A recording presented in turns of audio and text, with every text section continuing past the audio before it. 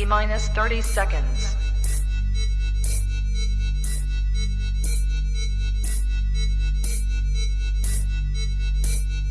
T-minus 20 seconds.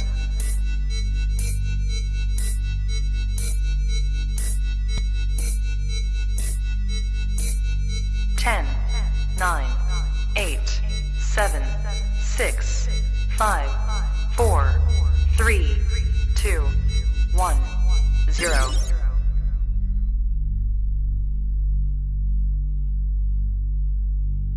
LadyChann! Fight!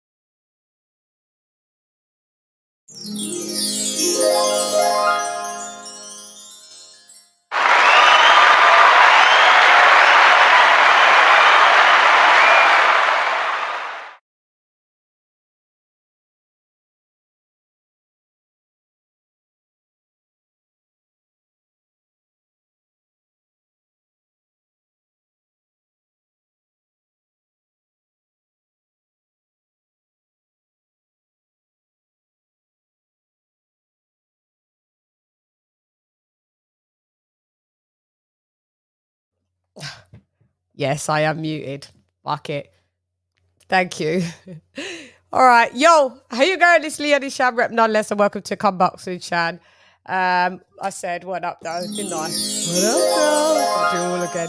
Yeah, sorry, I just came off live doing the Chocolatito, well, the Estrada Chocolatito trilogy. And shouts out to AJ all day for being the judge on that panel with me. Yeah. So now I can say, does my mic sound nice? 2D check 1, check 2. Does my mic sound nice? Another one. So time to roll call the members in the building. Okie dogs. You know, I'm the queen of which are malfunctions, I tell you. Okay, so there go. So Modern King Boxing in the building. Jimmy McKenna in the building. Ringside Report Live in the building.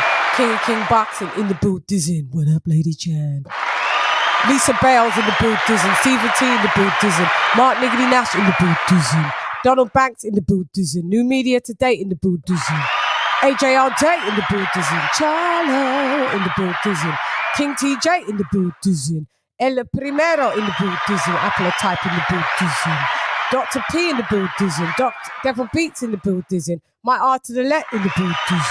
D-Style in the building. Dub Brightside in the building. Slim Boxing Commentary in the building. Hector Garcia. Mi esposo numero uno, pues, in the building. Mark in the building. Ricky Ricardo. Mi hermano in edificio. Ben Adams in the building. Don Juan in the building. ERF Boxing in the building. And Ivo in the Ustana. In the building. Okay. We are back again. Mirali back again. One and only LadyChann. Spin the track again. Wrong go tell your enemy. I'm wrong go tell your friend. Yeah. Wrong go tell them. Okie dokes. So, let me get the banner and then I forget. I forgot the banner. No, not that one. No, where did we go? God, it's giving me the wrong overlay. It's giving me live with StreamYard. Hang on. God. I don't know. Okay. Add overlay. Jeez. Not that one.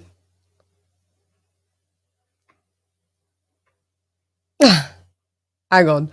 Something's not right. Oh, okay. I know what it is. Oh, it better be. All right, let me do this banner. I think it's Overlay City. In London City. No, hang on. Let me just see something, guys.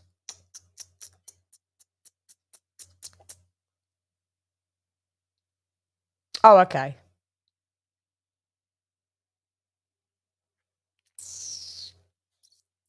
Okay.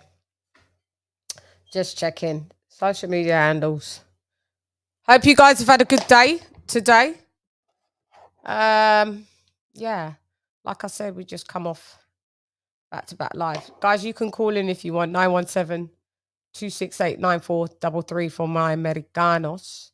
For my Inglés. Gente Inglés. 07930. No, 07939530676. Scrolling at the bottom.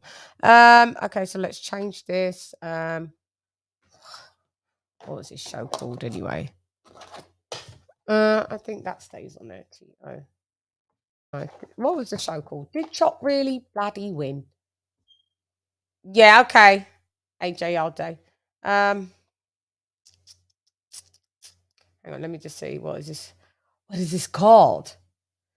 Okay, this is called. Wow.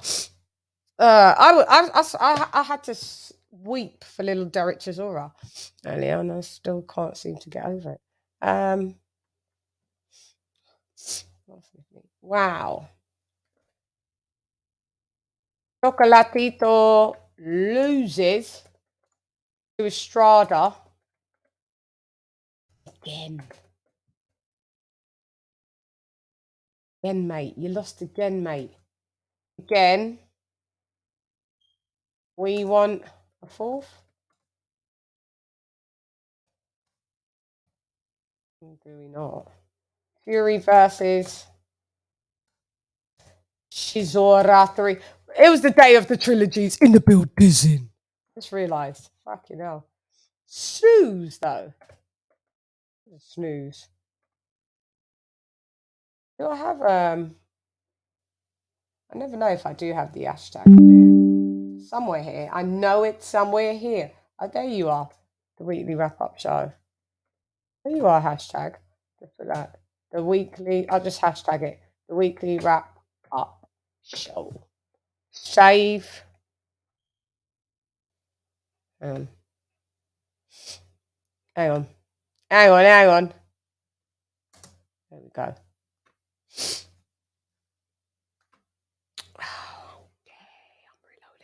I'm introducing, introducing, introducing,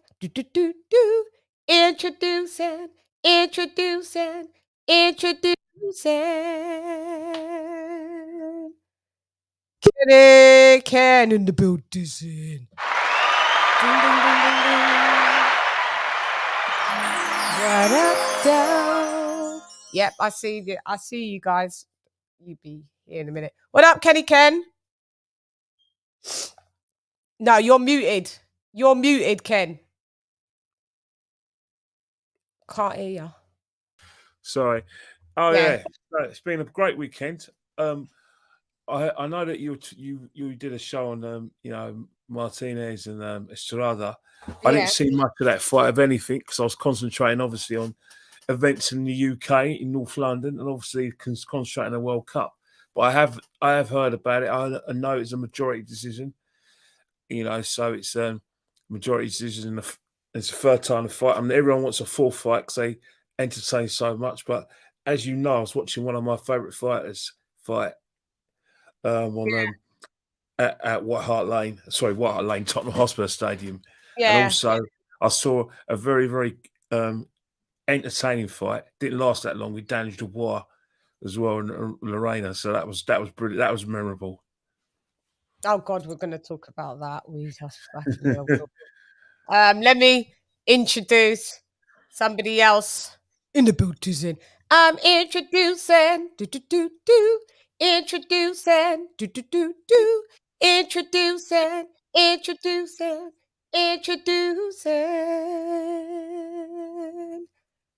King of King Boxing, aka Edward, in the building.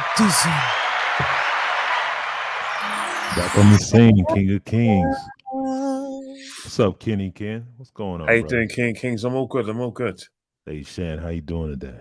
What up, lady? I'm fine. I'm fine, thank you, Edward. All Shouts the out better for to the seeing you. chat, man, and thank you Yeah, everybody for joining us. definitely. And what was I going to say? 2Ks. We got the 2Ks in the building. K, Kenny K. I just realised that. That's right. Or is it?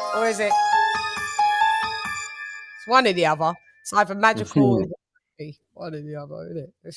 We'll go with magical, I think. Yeah, we're not creepy. Okay, so brush out the way. So pen, order in the court. So I've just got through watching that rewatch, which was kind of like how I first saw it, with the exception of maybe one round, I guess. But yeah, I pretty much had Choc winning. Come on, get near my gob. Choc winning. It does sound better when it's by my gob, I noticed. Yeah, it does. So, but anyway. So, Kenny, you didn't see it. You said your piece on it. I wouldn't mind seeing a fourth, but I mean, I don't know if Choc will get the win at this point in his life. I don't think he does.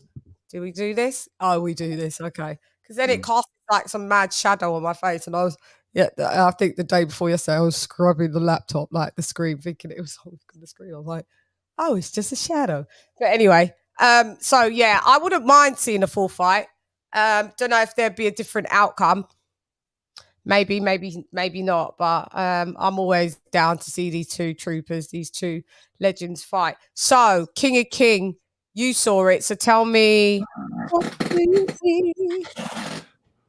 It was a close fight, but I feel Chocolatito won the fight. There was this is the thing about it, like, this is the classic matchup. The guy, one guy working on the back foot, one guy coming forward.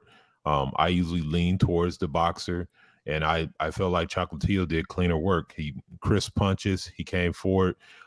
He probably took him a little longer than normal. From what I understand about him to get started. But there's like definitive rounds where like Estrada's throwing punches, but they're not landing. Like, to me, what sucks is me thinking in retrospect, if Estrada was another type of fighter, they would be like, oh, he ran all night, he didn't do anything. Like, it wasn't like that, but it was just like he was throwing punches to slow down Chocolatito. They weren't scoring blows.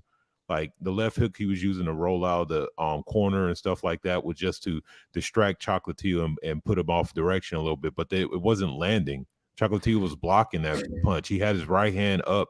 He was very defensively responsible. Like this is the funny part when people talk about, when people bring up, hey, you need to learn how to cut off the ring. Watch some Chocolatito film. That's how you cut off the ring against a guy who's a supreme boxer, and you get some work done, and then he has to just vacate.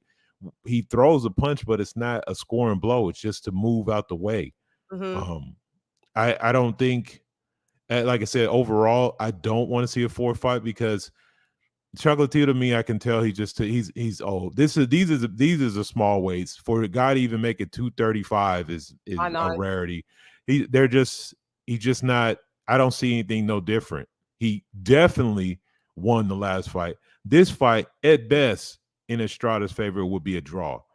But I just don't think they're going to give him the nod. It doesn't matter what he does, short of knocking him out, which is not going to happen. He's never going to win the fight. So it's no point. It's entertaining, but it's such a letdown when you like clearly see a guy do good work and not get no credit for it.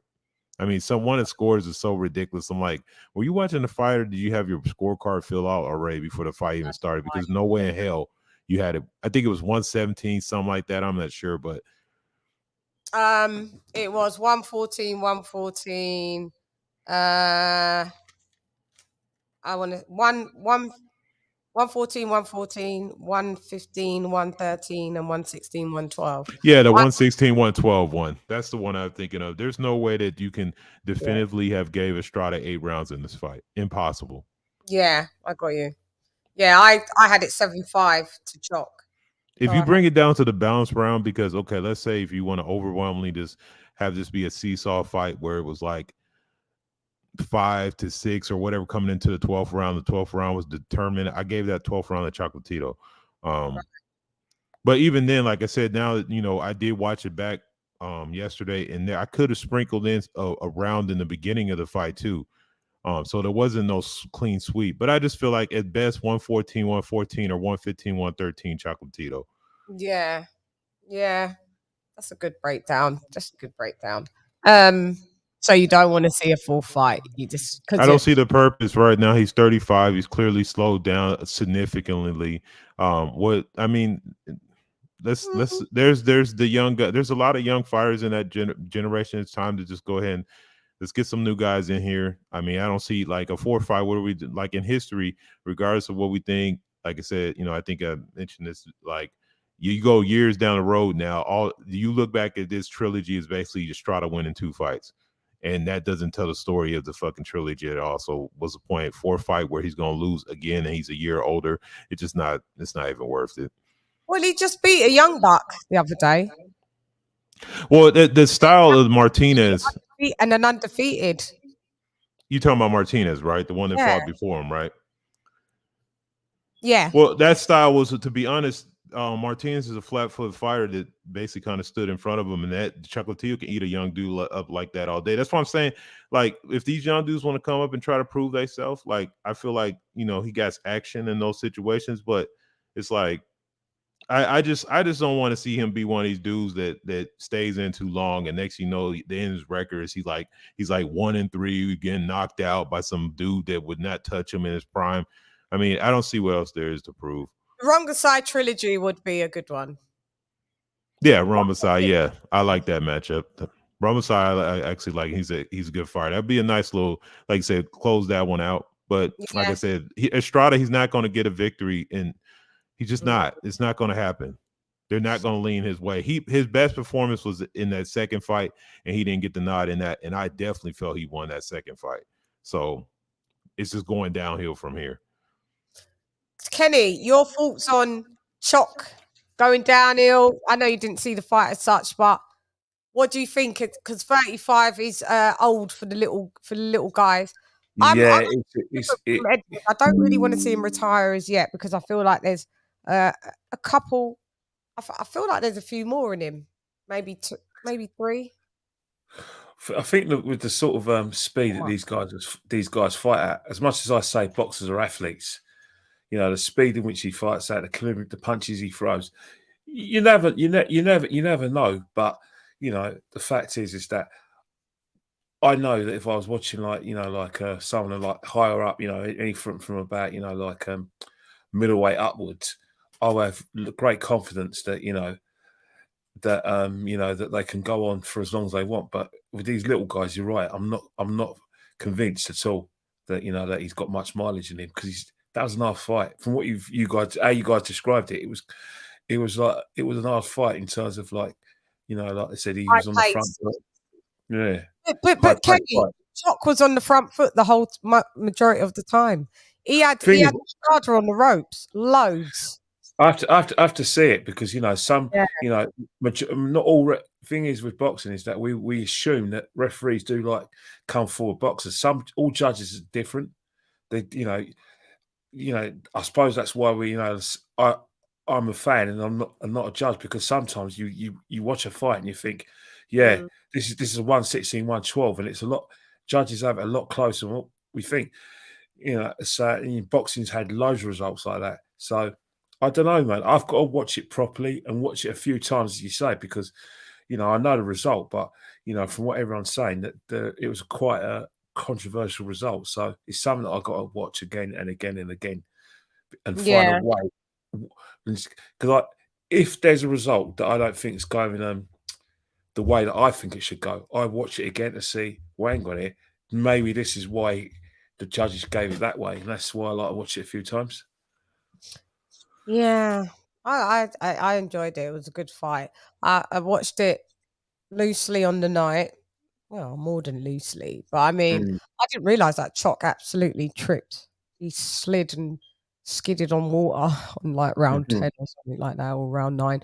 But I mean, the only thought of mine that changed was round 12. I initially, hang on, let me see.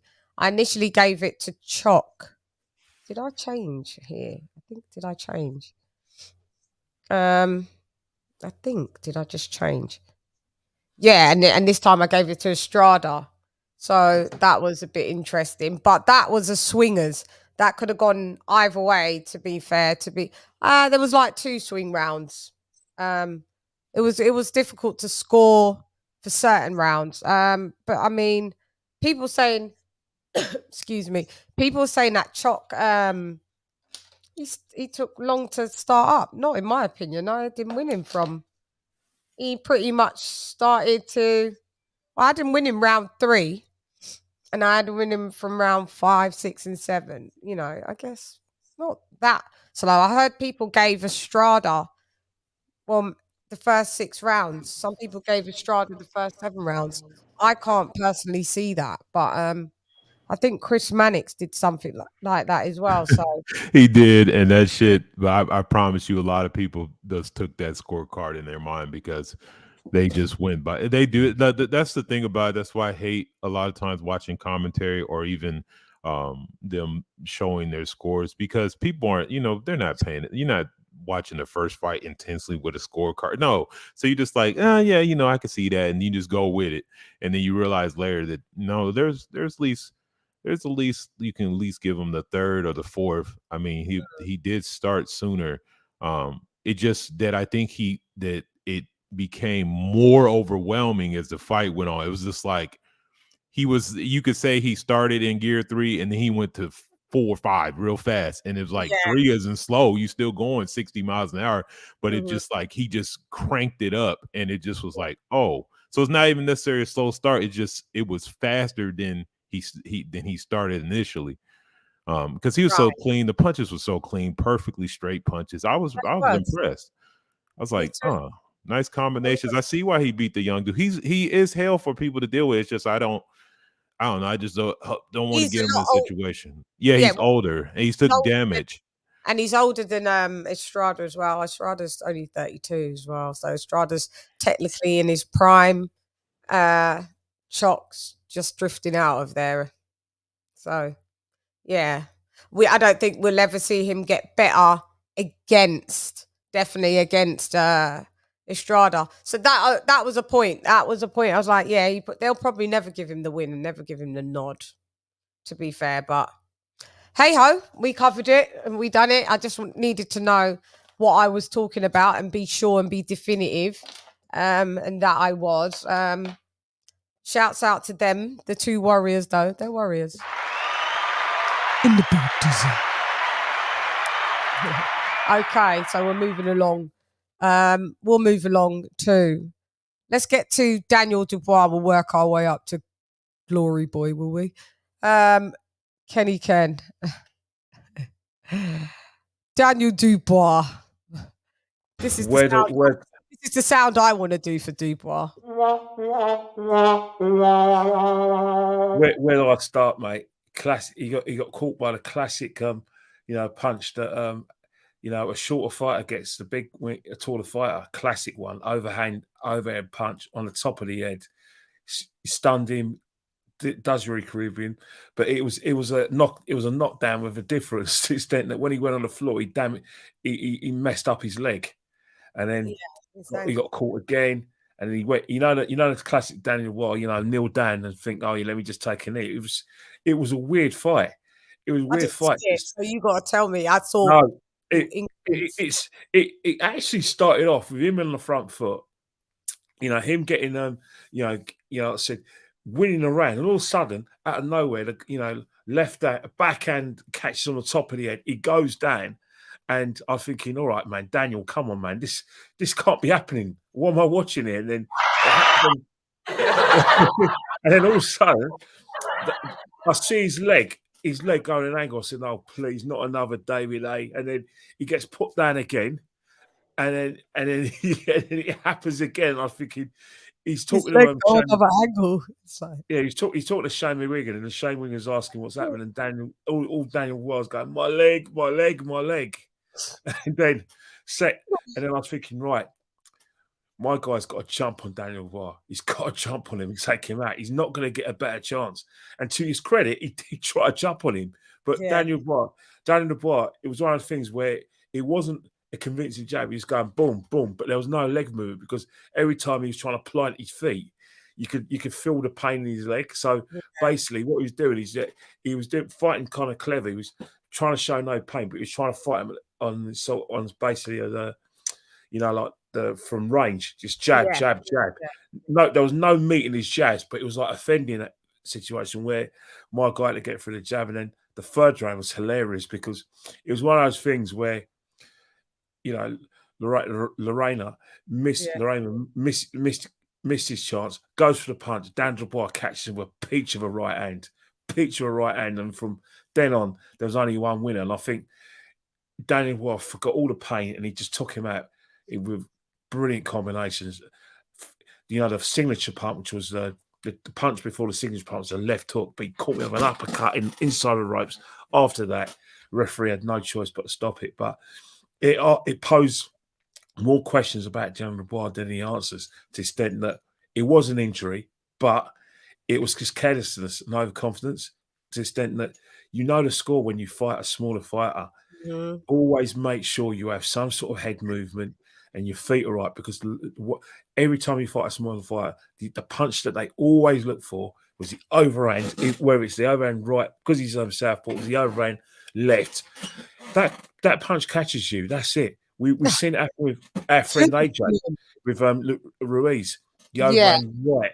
When AJ takes him out of a left hook, you know, the fight in Madison Square Garden, Ruiz clears his head. AJ's confident, comes forward, bang. He gets that equilibrium shot and never recovers. You don't recover. To Daniel Dubois' credit, I think he had more important things in his mind than stars in his eyes. Literally, it was more his ankle, but you know, he came for it, and it was a good finish in the end. But in terms of Daniel Dubois, you look. The irony of the whole situation, Daniel Dubois is meant to be one of our biggest prospects. And in the crowd, we've got Joe Joyce, levels above him. Tyson Fury speaks for himself, and got oozing, and he's thinking, Daniel, mate, maybe another 18 months before you start fighting in that company. You still got a lot of work to do on your feet. You know, like I said, a bit of your speed and also your head movement. You're still raw. You're not ready. You're not ready for that kind of level. Mate, I didn't watch the fight, but thank you for that breakdown, because that's what I basically heard. Listen, Daniel Dubois is just not it, in my opinion. He's not it. His lack of head movement hasn't changed. It's been a constant thing that's been said time and time again. He's Frank Bruno. He's Frank fucking Bruno. He's stiff. He's robotic. This is the real one. It's a shame because he's got a good combinations. He's got a very good hard punch. He's got a great jab, and his right hand is not knockout material. It's just a shame that, you know, if anyone. To be honest, I'm a bit annoyed with Shane McGuigan, because I was thinking, hang on, we call you a top trainer. You've got to do better with it. Get his feet right and get his head moving right. Come on, Shane. You've got to do better than that, mate. Yeah, getting paid so much money, and I think that was a premature stoppage from the ref. Listen, Daniel went down 3 times, no wave off. This geezer gets in a bit of trouble, goes, and then there's no. To be honest, look from the outside looking in, they were heavy. You know, that the referee did him a favour because count him out. Yeah, he had to. I'm about to jump in. No, but it's not because I'm a DR fan. When the punches I've seen, because I've seen it a few times, you know, after, because, you know, I paid £26.95 for that fight. Don't ask me why. So I've had the benefit that every 2 hours since the Saturday, they've been showing it continuously. They're going to show it looks like for the rest of the week. So I've been able to watch it obviously watch it live, but I've watched the replays continuously, incessantly. So from where I always try to see why the referee, stop the fight. And from what I saw after probably the third or fourth time, he was in a lot of spot above her. He was concussive punches to the extent that it would have been the only reason why we say, yeah, maybe it's a bit premature because of the time he did it. Just when the bell was about to, go off for the fourth round, that's when he jumped in. But we're going to get to that fight, the next fight, where again, it was the last 10 seconds when the referee stopped it. So I don't know who would be a referee. Who would go ahead, King? Who would be the referee? Who would be a referee? We have a go at them because they don't stop it too early, and then when they stop it, it's too early. No, I always have a go at you stopping it too early. Here, let me give it to you. Let me give it to you raw real quick. Dubois in that first round, low key, if we want to talk about stoppages, he should have stopped that fight when Dubois just basically collapsed the second time. He didn't get knocked down. He fell backwards and just collapsed. Then he got back up. Later on, he got barely tagged and he collapsed again. If you're looking at a fighter that you see is hurt, that you want to say on some level you need to step in, that ref should have stepped in there because the dude's basically not even able to even stand up, and he's not even getting hit. So, okay, Dubois survives the round, showed a little heart, shouts out. So we get to the end of the fight when he's gassed Loreno. Yes, he clipped him with a good uppercut, but in the midst of that exchange, Loreno was throwing punches and actually connected a good left hook within the exchange. It wasn't close to the bell ringing. Literally, Loreno hadn't fell against the ropes when the bell did ring. Yeah, that's it. Yeah, so he was not. He had took a good shot, but he hadn't fallen against the ropes until after the bell rang. And the worst part about that is Dubois' third knockdown was at the end of the round when the bell rang, and he just counted him, let him go to the corner. He deserved the count or just to let him go to the corner. That stoppage after the bell. It wasn't before. It was after the bell comes. Dubois hits him. No, he hits him. The bell comes. Then the guy stumbles back into the rope because he probably relaxed because he heard the bell, and then the ref stopped it. It's a premature stoppage. It's just not necessary. Does it mean that Loreno would have won? No, but you give these guys a chance. This is something important. He had put in work enough in the beginning of the fight. If you're giving Dubois the benefit of the doubt, you got to put this guy away. And we're not going to wave it off. Like, I just seen too many fights with Dubois where there's wave off. That's why I think there's this overconfidence of his power and stuff. There's a lot of fights that should have kept going that they waved off because it's like he got a little good combination. He doesn't got good head movement. His power is extremely overrated. It's not to say he's a bum or a bad fighter, but he's at best a regional champion. Now he got this bullshit Reggie belt. So hopefully somebody forces a damn mandatory so he can get the hell up out of here, because he's not he's not a contender. He does not have the skill or the heart to be a contender. It's just like this was a light touch. This is supposed to be a light touch. This guy, let's keep it real. Who know who the fuck Loreno was before this fight? None of us. No one. So he got a light touch. It's a confident building fight, so he can get one of these junior belts, because that's all Reggie belt is, and then try to tell me that he's in line to challenge Usyk or somebody, because that's basically what that, it's not true. Huh? Could you imagine about him going to fight Usyk? He thinks he's any blood clot levels to fight. It would look silly. It would look like it would look bad. It would look extreme. So, I mean, like I said, it's no knock on him, but we got a whole crop of prospects, and he's not even. I can literally name 20 dudes that I think beat him. Or, you know what I'm saying? Like, literally 20 dudes. So then what did that put him? He's not a journeyman because he only has one loss. He's not a fucking gatekeeper because he ain't did shit to do that. He's not a prospect no more because we've already shown that he's not a contender. So what is this guy's just fighting? So Ken, after go ahead, you can respond. No, I think what it is that as long as like the Warren family, like I said, they're involved in his career, they're going to do everything to give him the time to make to the extent that to make sure that he does become that prospect. There's no way at this moment of time that he's anywhere near him. It was the Joe Joyce fight. Told me everything I needed to know. I know he did his best, but the way Joe Joyce was just walking through him, that told me a lot. But one of the things that frustrates me is that there's been no improvement since then, and it's been 2 years since he fought you know, Joe Joyce. And I thought if anyone can get an improvement, it would be Shane McGuigan. Maybe he could, you know, do with a new trainer, because there's just the basics, and it's going to get him in a whole heap of trouble against big hitters. You know, as you know, King and King says, his feet are all wrong. You know, the head movement is just it's all wrong. It's non-existent. You know, it's non-existent, and you know, and you know. I can think, yeah, as I said, you know, you look at like someone like Jared Anderson, you know, up and coming prospect. I look at him and I'm thinking, you know what? Yeah. When I look at him, I think, yeah, I can see something in him. Like I like his head movement, I like his feet, and I love his punch selection. And I'm thinking, come on, Daniel, man, you need to get to that guy's level, even for us to take a bit of notice, and then beyond to even get a fight. Because right now, it's not good, mate. I'm underwhelmed by him. So I agree with a lot of King says.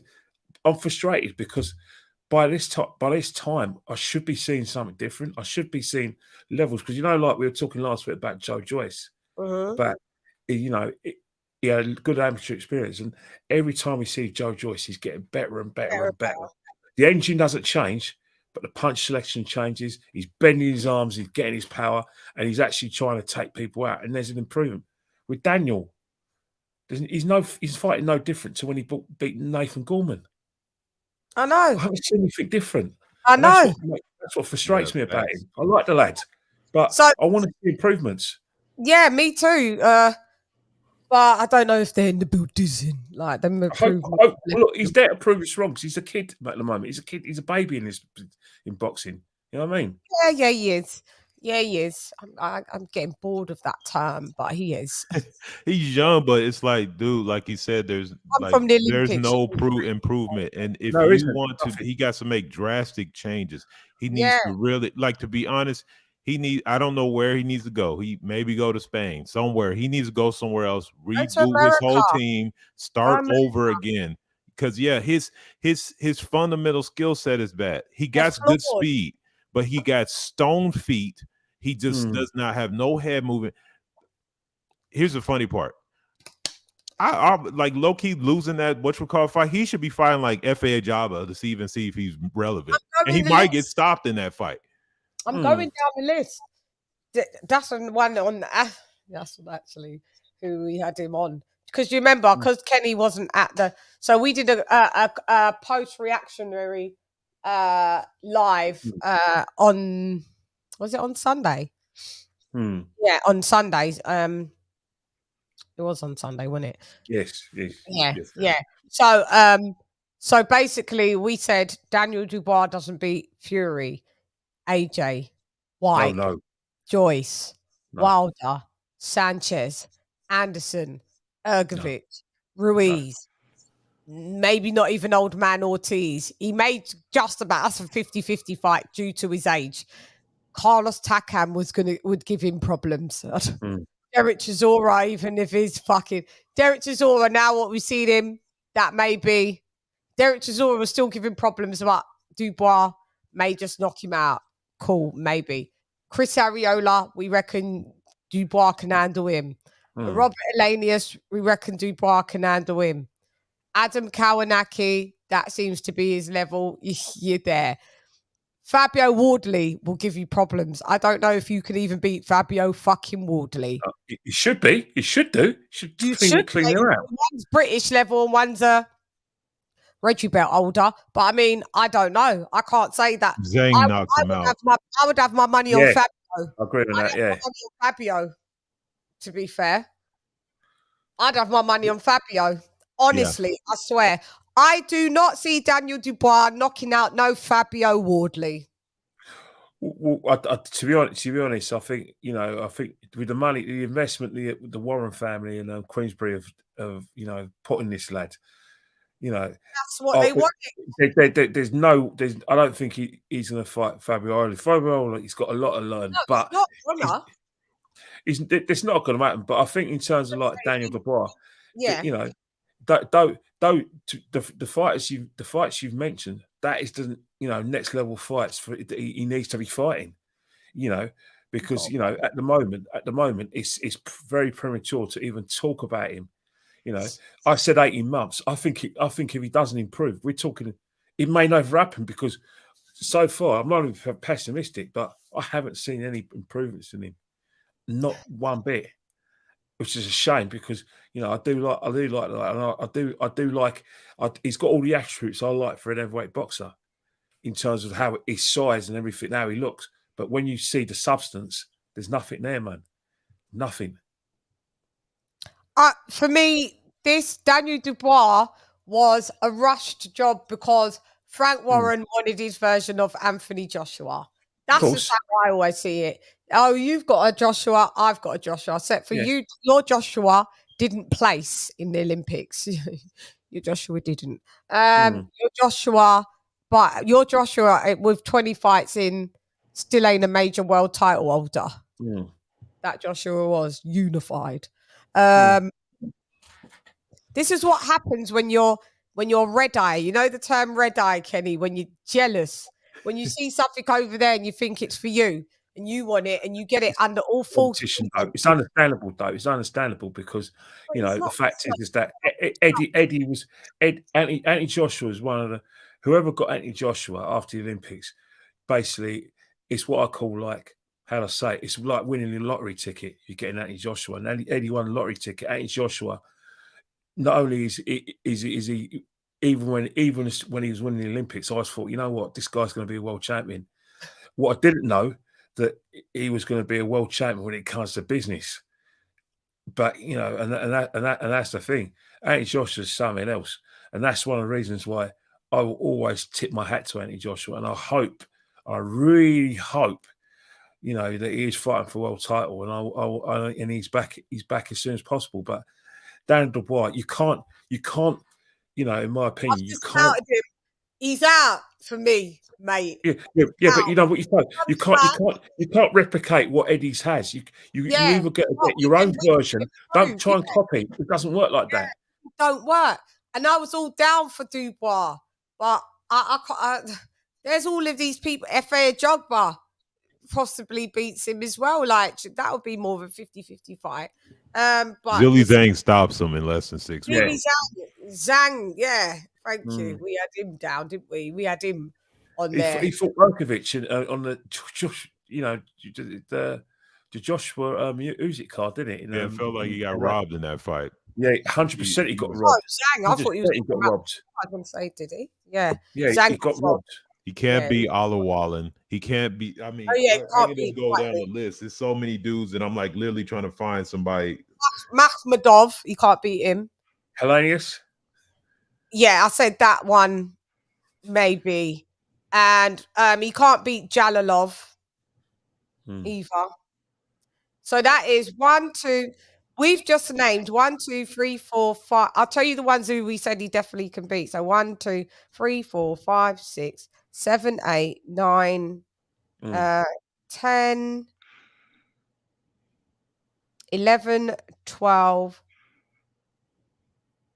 13, 14, 15 out of like nearly 20 or 18 he can't beat. Not looking good, is it? But hey, I'll even pile on it a little bit more. Let me get Jermaine Franklin a full training camp, and that's trouble for him. Franklin problems for him as well. Yeah, that's he's just not. It's no. The problem is, like I said, yes, he's young. He's 25, but you have got. If you need massive change, you got to do massive things, and staying held up in the fort over there is not going to do it. He needs to go old school train, and somebody needs to strip him back down to make him feel like he's nothing again, and then build his ass back up. Like he need to be somewhere swinging a sledgehammer or some rocks type shit. Like he needs to go back to the drawing board. Like this cuddling, this Frank Warren, like that's stupid to even try it. You got a good stable over there. You got some good fighters over there. Why the fuck would you be trying to rush somebody that clearly is underdeveloped? Like he's just not. You put him up against your best prospect, who made easy work of him. So why not rebuild him? Like, what's the point? Like I said, now he's a guy that like the Reggie belt has mandatories. Like I'm thinking, like shit, he about to fuck around, have to fight somebody and get really brutalized. Sad. Yeah, mate. Yeah, when he faces a big puncher and someone with a good old IQ, it's curtains for him, mate. We've just named even Jermaine Franklin. Yeah, Jermaine. Yeah, there's probably even more that we can name, and we've just like forgotten, innit? He needs to be like fighting a Jonathan Rice or some shit or Coffee. He said Michael Coffey. Yeah, He he said can say he Johnny can beat them Rice. dudes. Johnny Rice, Michael Coffey, Mike Coffey, Johnny Rice. Problems. See, that's the thing with Dan Dubois. There's I don't know what it's about him, man. I look at him after he lost to like Joe Joyce. He had a trainer, Martin Bowers, and Martin Bowers, nice lad, nice man, but is he going to take his level? Then he went with Mike Tibbs, who a trainer I do rate, and someone I think who could get the best out of him. And then it didn't last. At the 11th hour, he leaves Mike Tibbs to go to Shane McGuigan. I don't know what happened there. Maybe his dad got involved or something. You know what I mean? It's like you get a feeling he's led. He's like he has that. You know? Yeah, do you remember Twins? Remember Arnold Schwarzenegger? You know his character in Twins when he's a big man. He loses his virginity to Kelly Preston's character, and he goes, "What do I do now?" I get that feeling with Dan Dubois. What do I do now? But it's true, isn't it? That's the impression you get from the guy. What happened? What I do now? Yeah. You know what I mean? What film's that from? Twins, 1988. Good movie, actually. Oh yeah, with Arnie. In the Danny DeVito. What do I do now? Oh, yeah. That's actually what got me off video games. It's like I beat the game. Okay, what do I do now? What do I do now? What next? That's partially why I don't play. That's partially why I don't play them anymore. Yeah. What do I do? Yeah, I don't know. No, we're talking about his love scene with Kelly Preston though. When he lost his virginity. He was like a kid in the candy store, just smiling, like.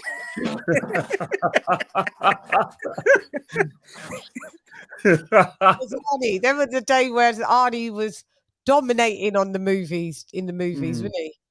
Dominating. He's still a baby. Says, "Thank you, Major. Nice of you to compliment." He's saying, he's still a baby. Yeah, I mean. By the way, sorry, where's my manners? How is everybody? Sorry, I'm late, Chan. I had some phone calls to make. Doing the rewatch, we had a good time doing that. Calling that. We've spoken about that. Like, might not want to see, like maybe it's not in the best interest to see a full fight because we don't think the outcome will change. I'm afraid. Can you see it? Can you see it? No, Ken didn't see it.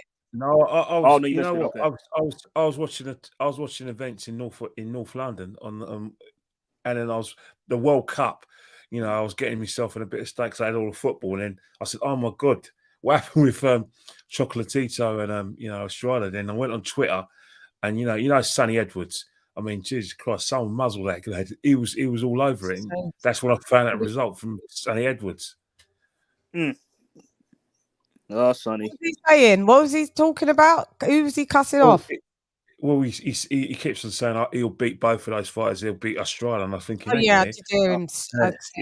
thought, hang on, what's happening here? So I went and did me investigation. I went and went, oh my God, he's Gonzalez lost. Really, Sonny? Yeah. I don't know if that. Listen, they were both. No disrespect, they both beat Sonny Edwards.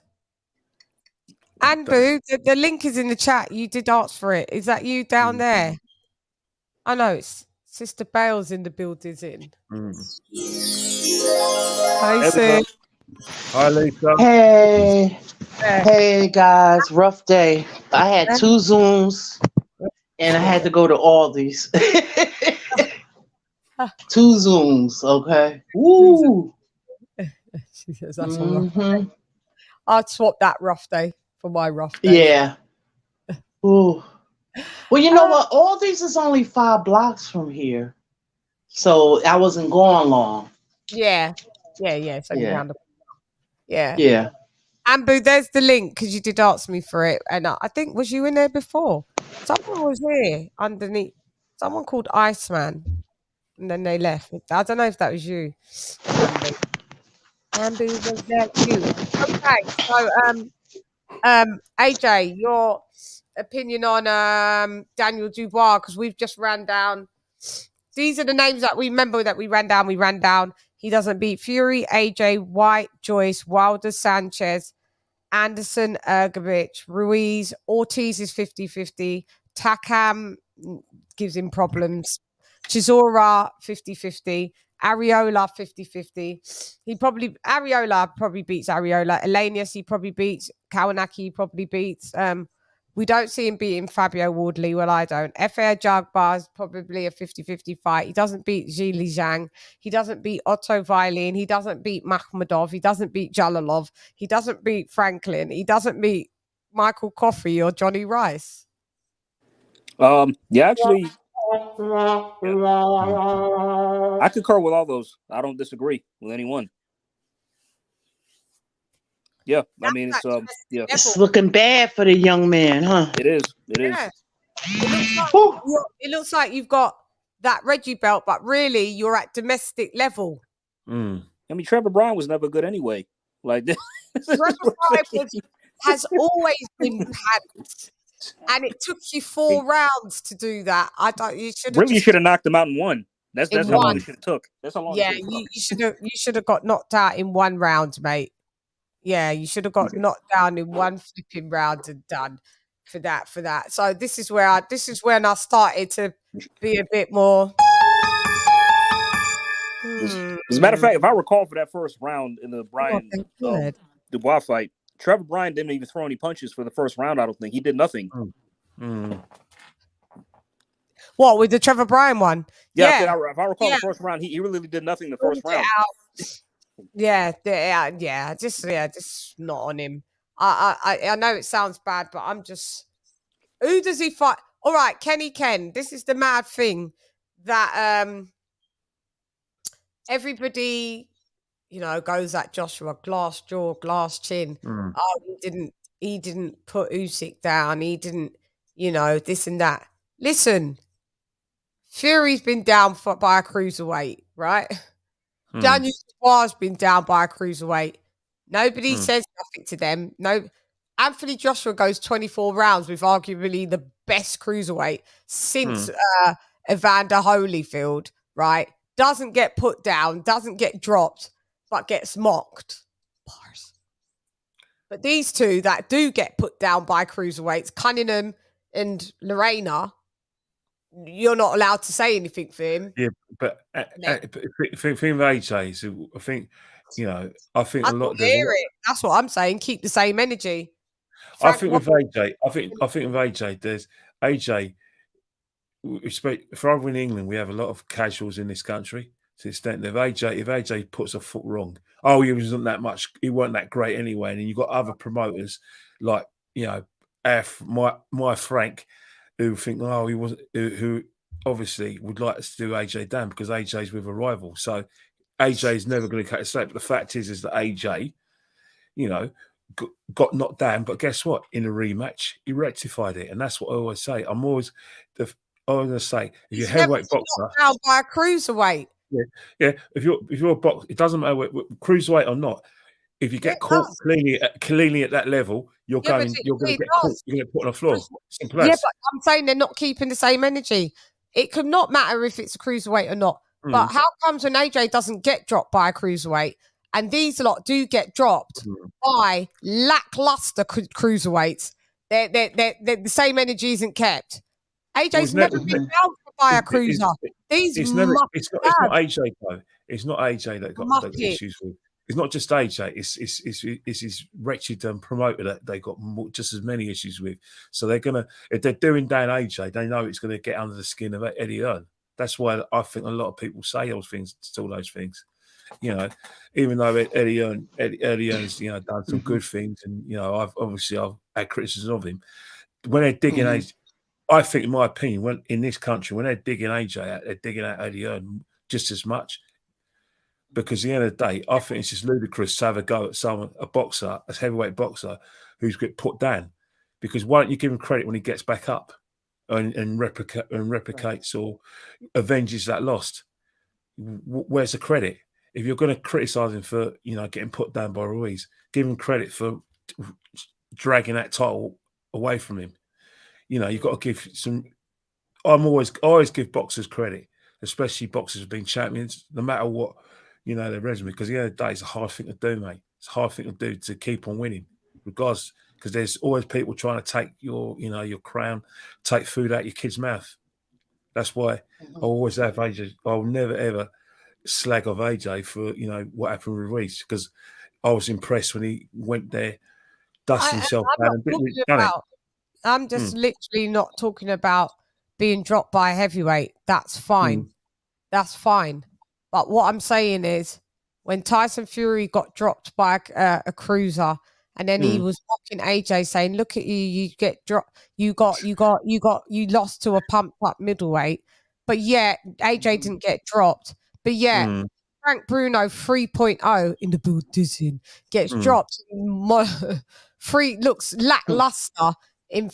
Dropped 3 times first round. Don't care what the reasons was. You was on the floor, right? And Bruno Mott too. Okay, yeah.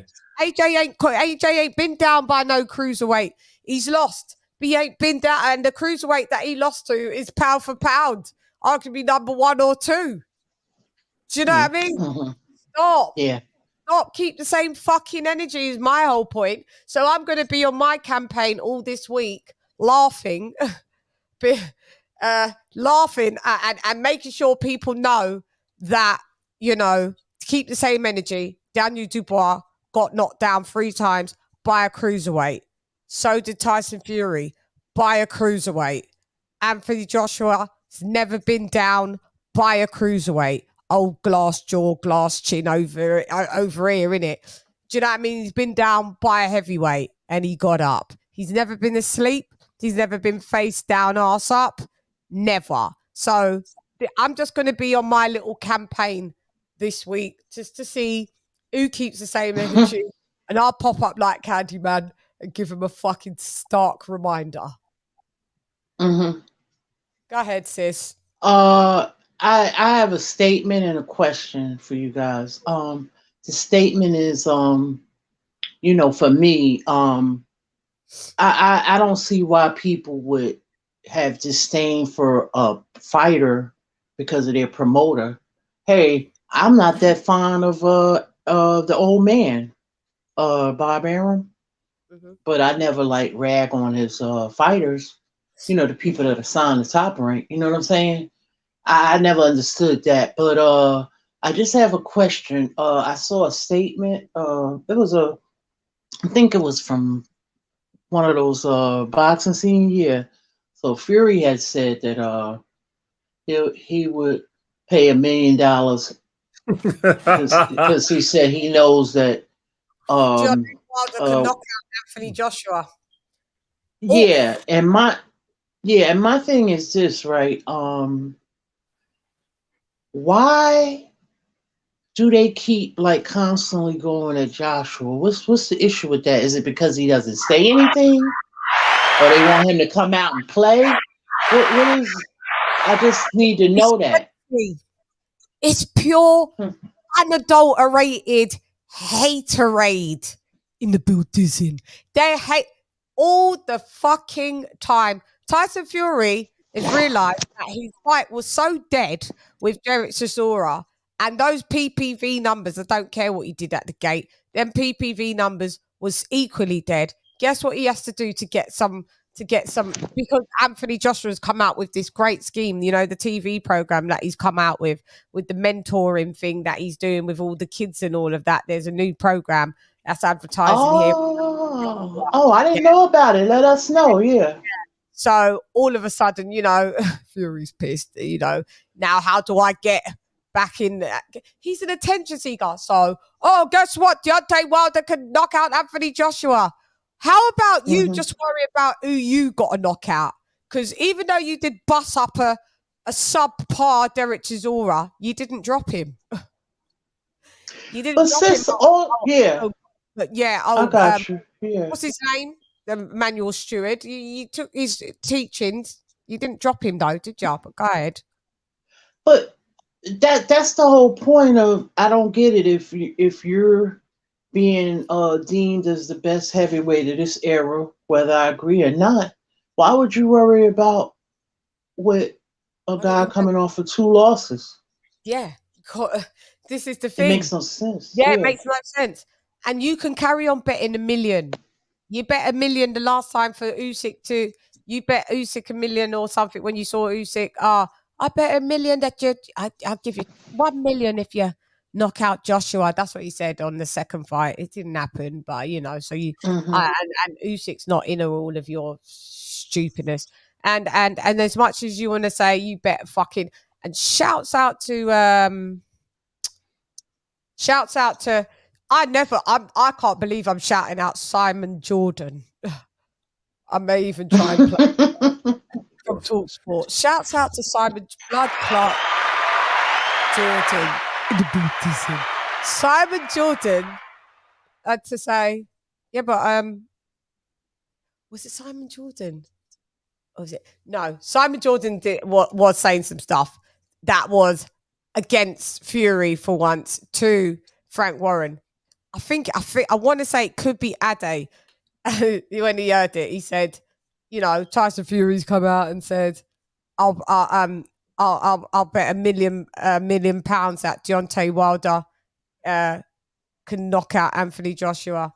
And then Ade went, yeah, maybe he can.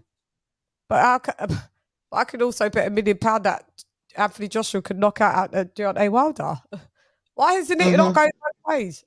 Why do you think it's only one fighter could knock out that fighter? And that fighter, that said fighter, has already been knocked out, but the other one ain't. Leave me alone. Wow. I got an answer for you. I got an answer for you. Fury, leave us all alone. Go and do your own work and mind your business. And yeah, I can answer that for you. How come your emoji's not flashing? Talk. Hello. Testing. Oh yeah, there it is. Yeah. Okay. Yeah. It's because that Tyson Fury is the only one to defeat Deontay Wilder, so he's trying to make that go down in history as some miraculous win. You know what I mean? Despite the fact he was never that good, despite the fact he was very limited, we all know this, and so does he. But just because of the fact that Tyson Fury knocked him out twice, we're supposed. Oh my God, that's he's a world. That's the greatest. That's the greatest thing ever. You know he's what I mean? A world beater, yeah, and he beats everyone now. So because Tyson Fury beat him, no one can knock him out. That's how it is. Because Tyson Fury beat him, he's propping up Deontay Wilder to beat everybody just because he did it. You know what I mean? And no disrespect, it ain't hard to knock out Wilder. No, it's not. It isn't. Wilder never went near anybody else except for him, except for Fury. So why does he think him with his 65% KO ratio? Fucking, he's the only one that can knock out Deontay Wilder. Does Deontay Wilder beat Joe Joyce? Does he beat Joshua? 80% KO can't knock out Deontay Wilder. But Wilder could not only knock it. Okay.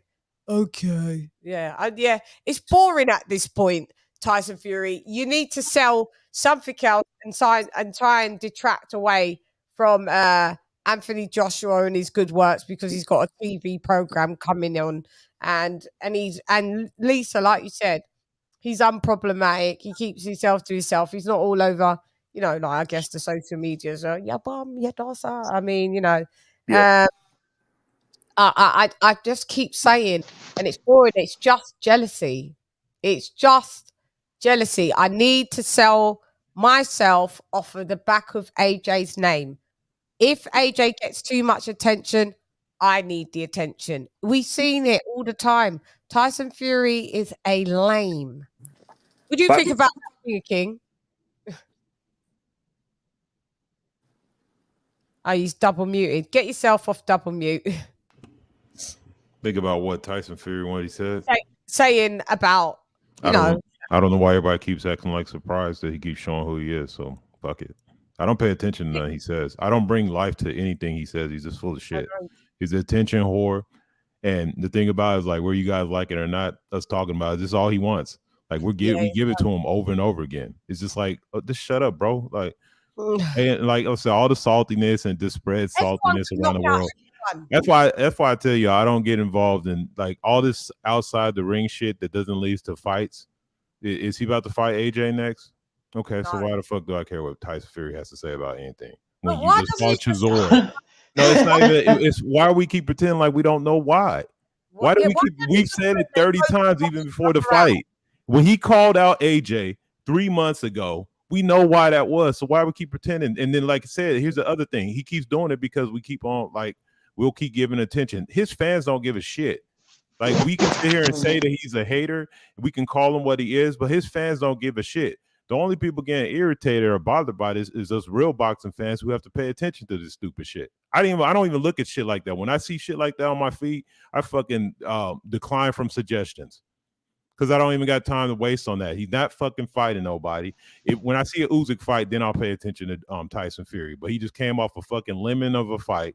And once again, because he wants to pump up energy, and like I said, successfully he's doing that because once again he put himself on the headliner again with some stupid shit, and then everybody has to go in this round robin, and at the end of the day, we're not seeing no fucking fights we want. So fuck Fury. I don't care. I pay no attention to Fury. Like, I don't give a shit what he got to say, except for when he's fighting. If he fights Usyk, then I'll be paying attention to the build up to that fight. Let's get on to that. Damn, tell us how you really feel. Edit, AJ. Yeah. Irked. Nah, I mean, but Chan, like, watch. Like, as soon as Joshua announces his next fight, Tyson Fury's going to come out the work with some bullshit again. How much you want to bet? As soon as he announces his next opponent, like, he's going to come out with some, like, oh, yeah, well, he never fought. It's going to be some bullshit with him. Watch. Pay attention. I'm telling you. Like, we should look out for that. We should look out for that. It's saltiness. He sees this Wilder fight might come in fruition with Wilder and AJ. Yeah, AJ. And so what he wants to do, because regardless of what him fighting Usyk is a two undefeated guys, high level, but they're both low profile. To be honest, AJ's fucking mantra will put him, if they put them fights on the same goddamn night, everybody will watch the AJ and Wilder fight. I'm sorry. So he knows that. So he has to try to tag himself on there. He feels like he's getting left out of somewhere. It's like, dude, go make history. Go get some shit done, and that'll shine. But as far as him being a draw, especially in the UK, he knows that he gets outshined by AJ. And if AJ brings in Wilder, and then, like, let's say fucking he beats Wilder, then it's like he fucking feel like now you really have to look at you and say, why the fuck didn't you fight AJ? Or, that's what's the problem. So he's trying to tag himself to some because he knows full well the Usyk matchup, yes, it's the best for his boxing fans, but it's not sexy at the box office. AJ is he just gets that. So he wants to be fucking a part of it because he sees it coming. He's not dumb. Frank Warren and him know that I think, well, like I said, I haven't heard much updates, which is good because if it's quiet, then I just think maybe they are working something up in the background. Yeah, they said it looks like they're working out some stuff. So looks like more likely, hopefully we do get that fight, to be honest. Yeah. I don't want to hear none of the bullshit about it, that fight coming too late. I think both of them are at the place they need to be at for the fucking fight to happen. I give them both complete credit, whoever wins, and that is what it is. Yeah, me too. So Fury, go take care of your business. Yeah, Fury, just shut your bloody trap. That's what you need to do. All the time, to this day, talking shit. Still fighting to this day. To this day. To this day. You just sit here, you don't know what I'm... Yeah, we ain't got time. I know. To this day, you just chat shit. Kenny Ken, any... because I know, what do you think about that? About Tyson Fury, having to attach his name yet again to AJ? Like, what? And do you think it's quite crazy that you would say that about your fellow countrymen? They're rivals. AJ. The fact is that why ain't him and Wilder? Him and Wilder's rivaled. At least AJ and Fury absolutely still have some kind of relationship. They're rivals, but then they don't hate each other like how Wilder dislikes Tyson Fury. Look, Fury, I don't know if Tyson Fury dislikes AJ's numbers. The fact is that everyone, Tyson Fury knows, Frank Warren knows, Eddie Earn knows, AJ knows, the British public, there's only one fight they really want to see. They're kidding themselves. A lot of people in this country kid themselves and say, yeah, wouldn't it be great if we see a unification fight between, Usyk and Tyson Fury? and they actually believe it. You know, when someone tells a lie to themselves, they actually believe that lie. No, they don't. The British public want AJ versus Tyson Fury because the simple reason is that it's a fight that sells. Tyson Fury wants to fight AJ. The reason why he called out AJ, you know, a couple of months ago, he knew full well that there wasn't enough turnaround for him to fight either AJ or Usyk because they just come off not just it was a hard fight, you know, 20th of August. So from the 20th of August, he thinks that AJ was going to be ready for the, you know, this Saturday just gone. He's mad. It's mad. It's not going to happen. He knew that, but he wanted to drum up interest and get people talking and talk sport. Get, you know, that pork chop. What's his name? Gareth Davies. You know, I mean, Gareth Davies. We'll talk about him in another show, but you know, the day Gareth Davies actually becomes a proper boxing journalist, when Tyson Fury is concerned, will be a day that I'll celebrate like it's my birthday, because that guy's an absolute pork chop. Why? Tell me. Because the thing is, all he does is Tyson this. I'm good friends with Tyson. Yeah, so what? You're good friends with Tyson. You're paid by your newspaper, was it the Daily Telegraph, to report on boxing and to ask objective questions. You know, in simple reason, you're not paid to be promoted. But for what I know in boxing, what I've seen over the years, some journalists, some boxing writers are go-betweens for their favorite fighter. But you know, in terms of like, you know, that fight, that's the fight everyone wants. Tyson Fury, you're damn right he's jealous of Anthony Joshua, because the simple reason is that Anthony Joshua crosses over. A lot of people. Though it doesn't look good though. That's not. But he's not the first. He's not the first boxer to feel some way about boxing. How do you think people like Tommy Hearns felt, Marvin Hagler and Roberto Duran felt about Sugar Ray Leonard's fame and crossover appeal? They weren't exactly pleased about it and saying it was great for boxing. They were bitter as French Connection. It's a fact. I mean, Hagler couldn't take it, so it's no different to now. But some of them were all different countries that they represented. Yeah, but Hagler and Hearns are American. Yeah, no matter what Hagler achieved, the fact is the American boxing public never accepted him or lauded him while Sugar Ray Leonard was around. They only lauded Hagler after he retired, and even, God bless his soul, after he died, he was the greatest. We weren't doing it when he was alive, when he was at his prime.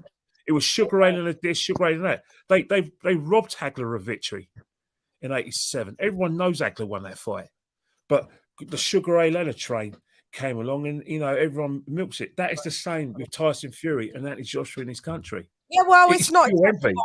It's not acceptable. Fury called Usyk foreigner. Every sport. Yeah, well, he's been out on record. He's a pumped up middleweight. He's a blown up cruiserweight.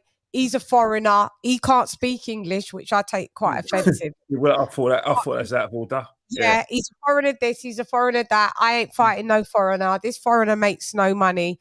We can't even understand what he's saying. But yet, when you saw him at one of your mates' fights and you bumped into Usyk, the first thing you said is that I'll give you $1 million to knock Anthony Joshua out in your second fight, the foreigner. And then Wilder is American, but Fury is with the American on, I hope he beats my countryman. So really, he's a fucking traitor, and that's all he is. He's a fucking traitor, mate. But then you got Wilder that comes out, but I don't take that much mind because it's fake, saying that he thinks that AJ can knock out Fury or whatever. He's just saying that now. They weren't saying that before. Do you know what I mean? But so do you see what I'm saying is Fury is just full of shit. He always has been. Shit. Yeah, but it's just. When does it stop, mate? It's not going to. It's not going to. It doesn't stop until he loses. That's his marketing. His way of marketing himself. Until he loses. So until somebody beats him, that's when it stops. Yeah, that's his marketing style. I mean, I know everybody hates it, but you guys got to be honest. First of all, we got to think about his fighting style. His signature win was we could throw if that shit was on videotape and that was the only videotape, we could throw it in the trash and nobody would ever miss that fight. against Klitschko.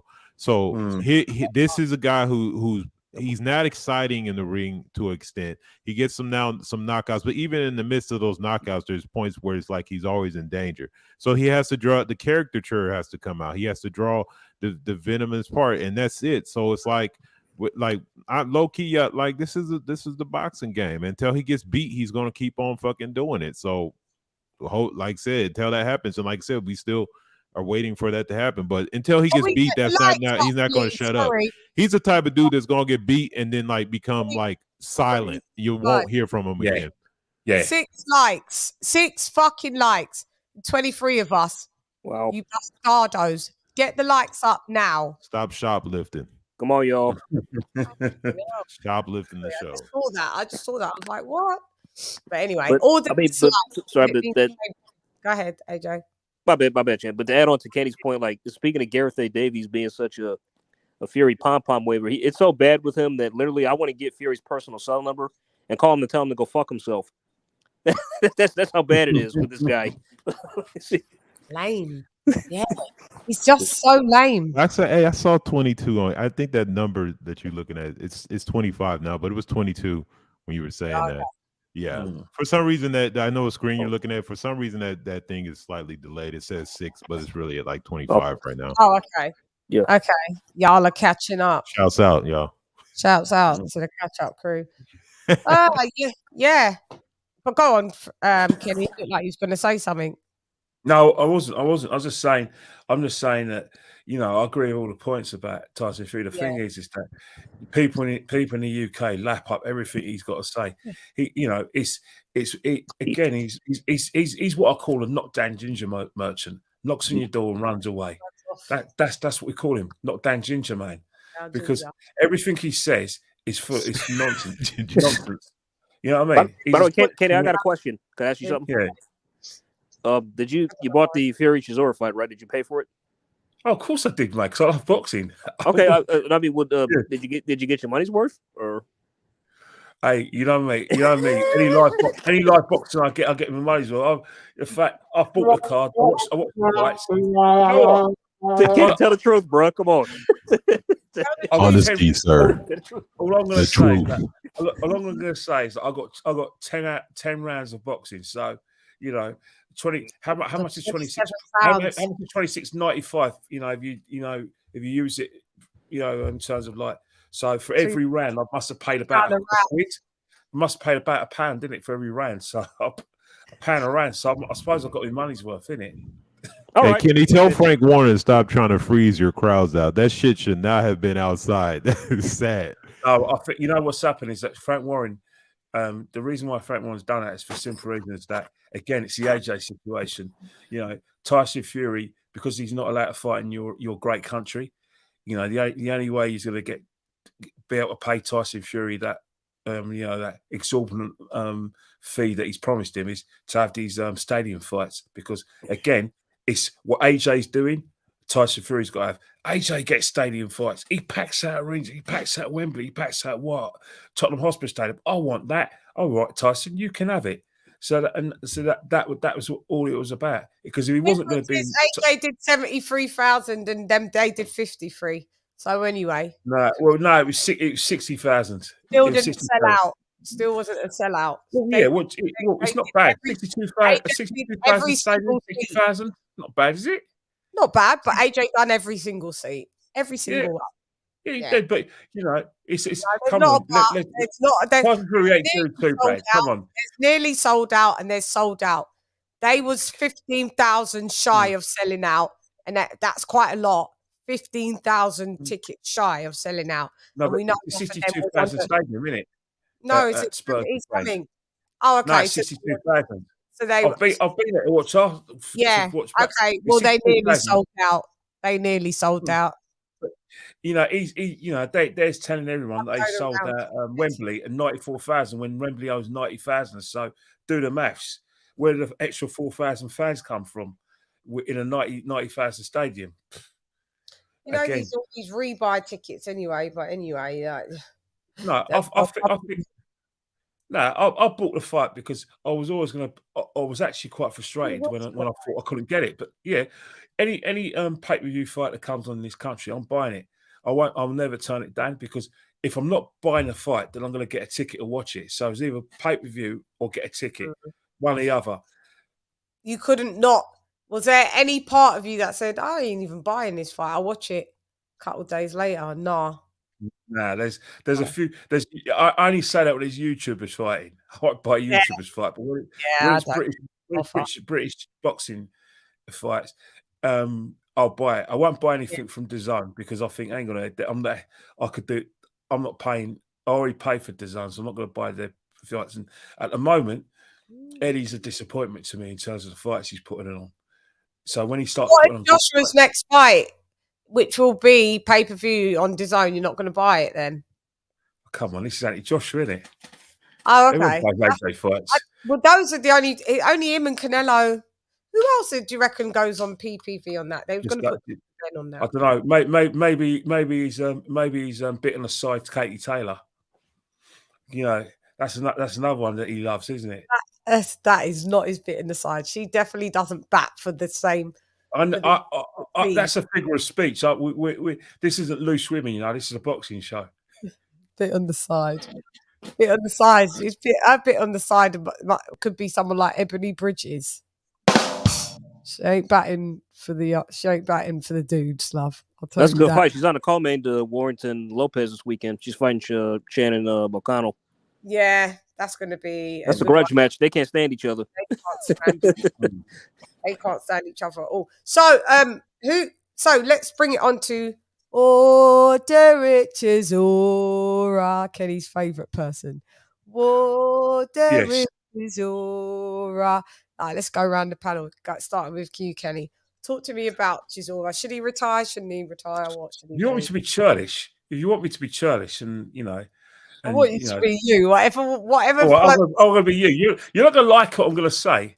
I don't mind. It's your opinion. Don't you think it's ironic that Eddie Hearn promotes Derek Chisora and Dillian White, yet none of them got a world title fight under his banner? I think it's quite extraordinary. Say that again. Eddie promotes Dillian White and Derek Chisora. Yet Derek Chisora's 2 world title fights didn't come under Eddie Hearn's promotion. Dillian White's 1 world title. Can I just quickly interject? But that's why Eddie only deals with them. That's just irony, anyway. Yeah, but that's why Eddie only has them on a fight-by-fight basis because he knows they wasn't good enough. Fair enough, so he doesn't slide them all the way through. It's fight by fight. He makes the money, clears them off. That's cleared it up for me. But I thought I'd just put it out there that Eddie Hearn. So clearly his boys and his his poster boys was Carl Froch and AJ. Fair enough, because they gave him numbers, so I won't argue that. But in terms of Derek Chisora, you know my thoughts on Derek. I think that he's got this unique relationship with the British public. They love him for some reason. They love his heart, and he gave us 12 rounds. But Derek Chisora, even in his prime, whenever that was, had no head movement, had slow feet. But what's happened is that he was always over end right from getting the golden ticket, and that's what he was going for. But the problem is that Tyson Fury himself, Tyson Fury's levels above Derek. But I called it the mates race fight, and that's exactly what it was. Tyson Fury needed a fight.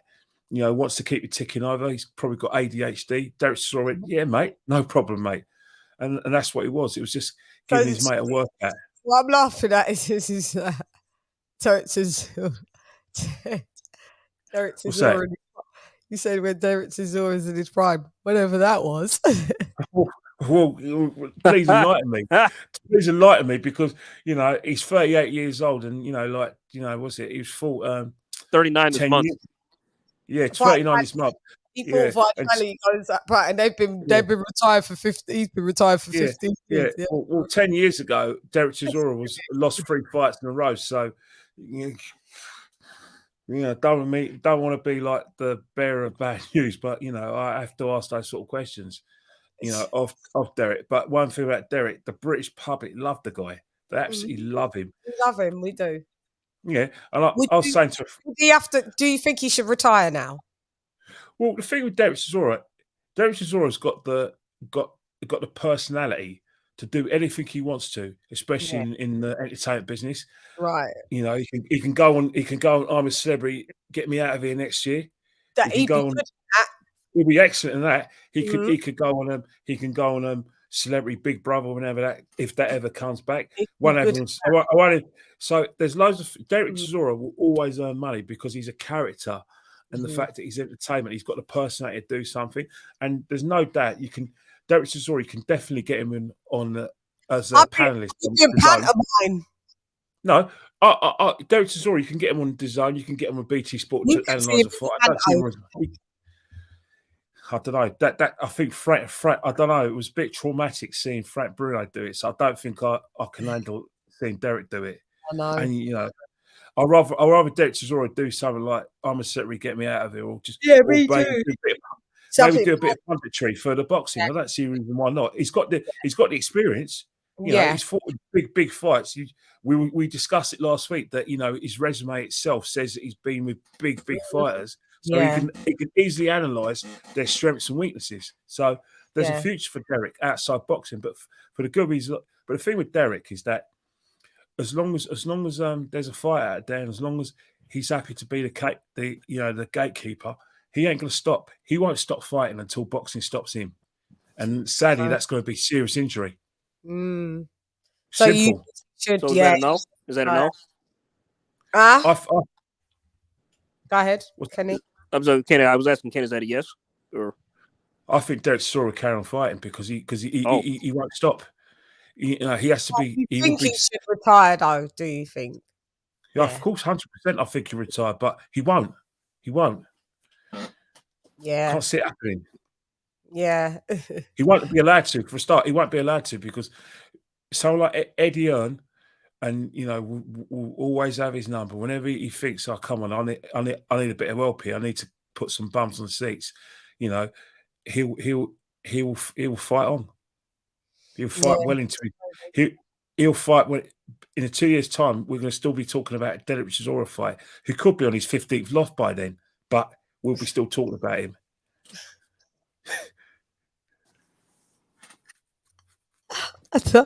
Since I met Kenny, anytime Derek Chisora would come up, Kenny would run him. Kenny's reads on Derek Chisora always not personal. He needs to say for himself. I mean, the future isn't bright for Derek Chisora. The bank balance is going to be in the black. He's going to have houses upon houses, but medically, the future's not going to be bright for him. Yeah. That was a beating he took. These were punches that couldn't miss. Tyson couldn't miss. This is a 90-stone man. Punch, jab, even the jabs hurt him. It's not good. It's not pleasant to see. You know what I mean? Yeah. I'm going to pull it up. Yeah. We pulled this up so you lot can see this. It may give a little bit of thingy. Hang on. Go ahead, AJ. You give us your opinion. Short answer: yes, he should retire. Why? Well, because if he doesn't stop fighting, he's going to get knocked out badly, and I don't want to see that happen to him.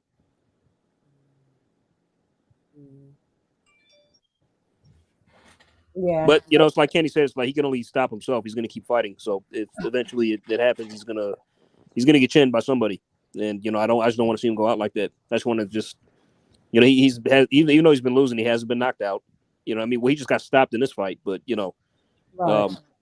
But it's like he wasn't knocked out he wasn't on the canvas or nothing like that. So just bow out while you got some grace and dignity, man. Because we talked about this earlier, Chan. It's like we don't want to see you get crushed, man. We don't want to see you get hurt. Yeah. What do you want to get CTE? You want to be punch drunk one day or what? Yeah, we don't want to see all that, man. That's what I feel that we will, though. Mm-hmm. Yeah. Yeah. Sis, what do you think? Me personally, I would hope that he would retire. I hope so. Because there's something that's called pugilistic dementia.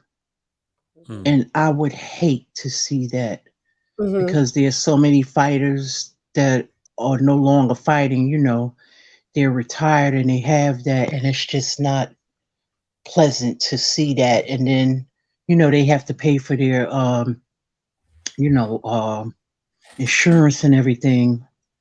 So it's just not, you know, there's a residual effects after boxing, getting Yeah. hit in the head and all of that. Yeah. And I just wouldn't want to see that with him. And I know he's doing it. I respect what he's doing. He's fighting for his family. He's a Yeah, because man with a wife and yeah. he's a man with a wife and children. And so I'm not knocking that, but he doesn't have the defense. Mm. So Yeah. you know, I, I respect him. I love him. You know, as a fighter, and I just hope he just bow out gracefully. for real. For real. King of King. Edward, what up, Dow? Well, him not getting knocked out is even worse because he's taking sustained beatings. So, I mean, so people don't understand it's better sometimes just to get knocked out, flash knocked out, instead of just getting beat on for rounds. His face looked like a massacre Gonna last show night. you now. It was like, and it's not even necessary fighting for your family. It's like you need to be fighting for your family for you to be here, bro. Like that's just all it is to it. That at this point in time, it's like you, no matter what you accomplish in the ring, if you're not around, if you're 46 years old and you're in the grave, it's Right. for nothing. Because I promise you, a lot of your kids will be like, you know what, I would have got an extra job if my dad could have lived 20 more years. Mm-hmm. So like at this point in time, it's just time to wrap it up. All this do for you is younger, faster dudes that hit harder and are more hungry, that are going to want to destroy you, and you're going to take beatings. That, like, you don't have nothing else to prove. Like, who can he fight that will be like, oh man, that was a notch on the belt? He's already been up and down around a last title shot. I mean, Yeah, just go out gracefully. yeah. For real. You don't want to be one of these dudes. Like, I'm like, it sort of like remind me of like Roy Jones still fighting. Like, it's like motherfucker losing to dudes. I'm like, who is this guy he lost to? Or even like Sugar Shane Mosley having a back spasm and losing to some fucking weird dude in Australia. It's like I don't want to see that, bro. I don't want to see you go out like that. Go sit down, relax with your family. You know, there's probably other things you can do in life. You afforded yourself a possibility of just being a dad. Man, go do that. Chill. That's real life. Yeah. Shouts out. So have a look at this.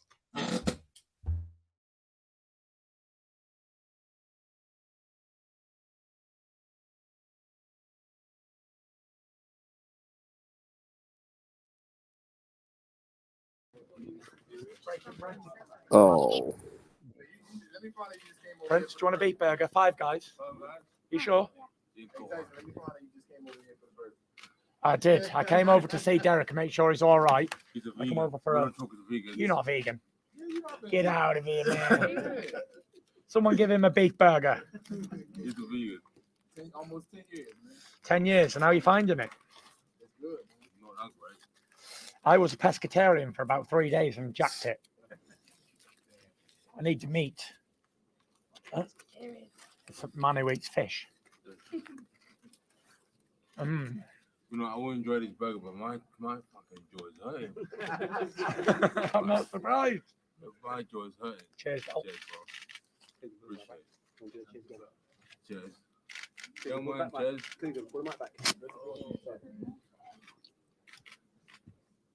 How'd you like the gloves? Huh? How'd you like the gloves? They're nice. Nice gloves, aren't Yeah, they? they're nice. Yeah. I like them because you can grab them on the ends and close your fists. Yeah. A lot of like Everlast ones and that, it's like your hands are open and you can't really grab a fist. And they're a bit bigger as well for bigger hands. Yeah, they're quite cool. I thought they were going to be very tiny.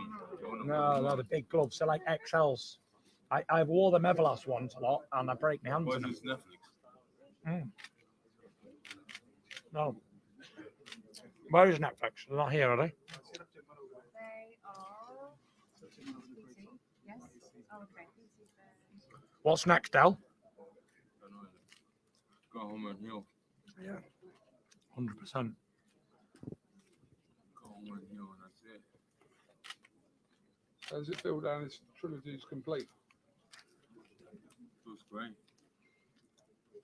Over what, 10, 11 years? Burger, boo. Want a burger? Yeah. Want to have a bite? No. No?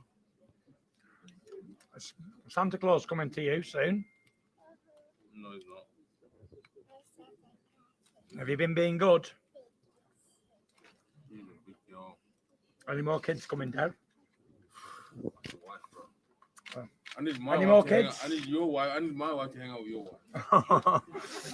My wife said to me today, she said, "Oh, she said it'll be more noisy when we get another one this year." I said, "What are you doing?" You don't want more? Oh, listen, I'll take what the good Lord will give me for sure. Well, you were talking last year that you want to have another one. Well, I will. Why not? Keep it going. I have to keep fighting until I'm 65. It's good fun, though, isn't it? I was saying to Shane and the boys today, I've been in this game so long and I tried to walk away a lot of times. I can't. I'm like Frankenstein feeding off the electricity. Coming out there tonight, twirling people going mad, was like giving me £1 million. It was unbelievable. If you got the right crowd, it's unbelievable. Yeah, listen, you're not getting a better crowd than that tonight, really, No, are you? You're not. It's buzzing. Mm-hmm. It's good. Coogan, how are you? I'm all right, mate. You know Coogan? No, not really. But I have seen him on telly. You have seen him? Thanks, guys. He owes me money this time. And me. You know why? Go on. Because I had a bet before. And he said if you and you will happen. I told him no, it won't happen yet. That wasn't a money bet, by the way. That was for me to be your slave for a day. Week. A day. It was a week. It was a day. I've got it on camera as well. Pick your day, Derek. Get a nice picture of me and Derek, Mikey. He's got his Christmas towel on. I can't Can you just sit give up. some room to Mikey, please? You just move.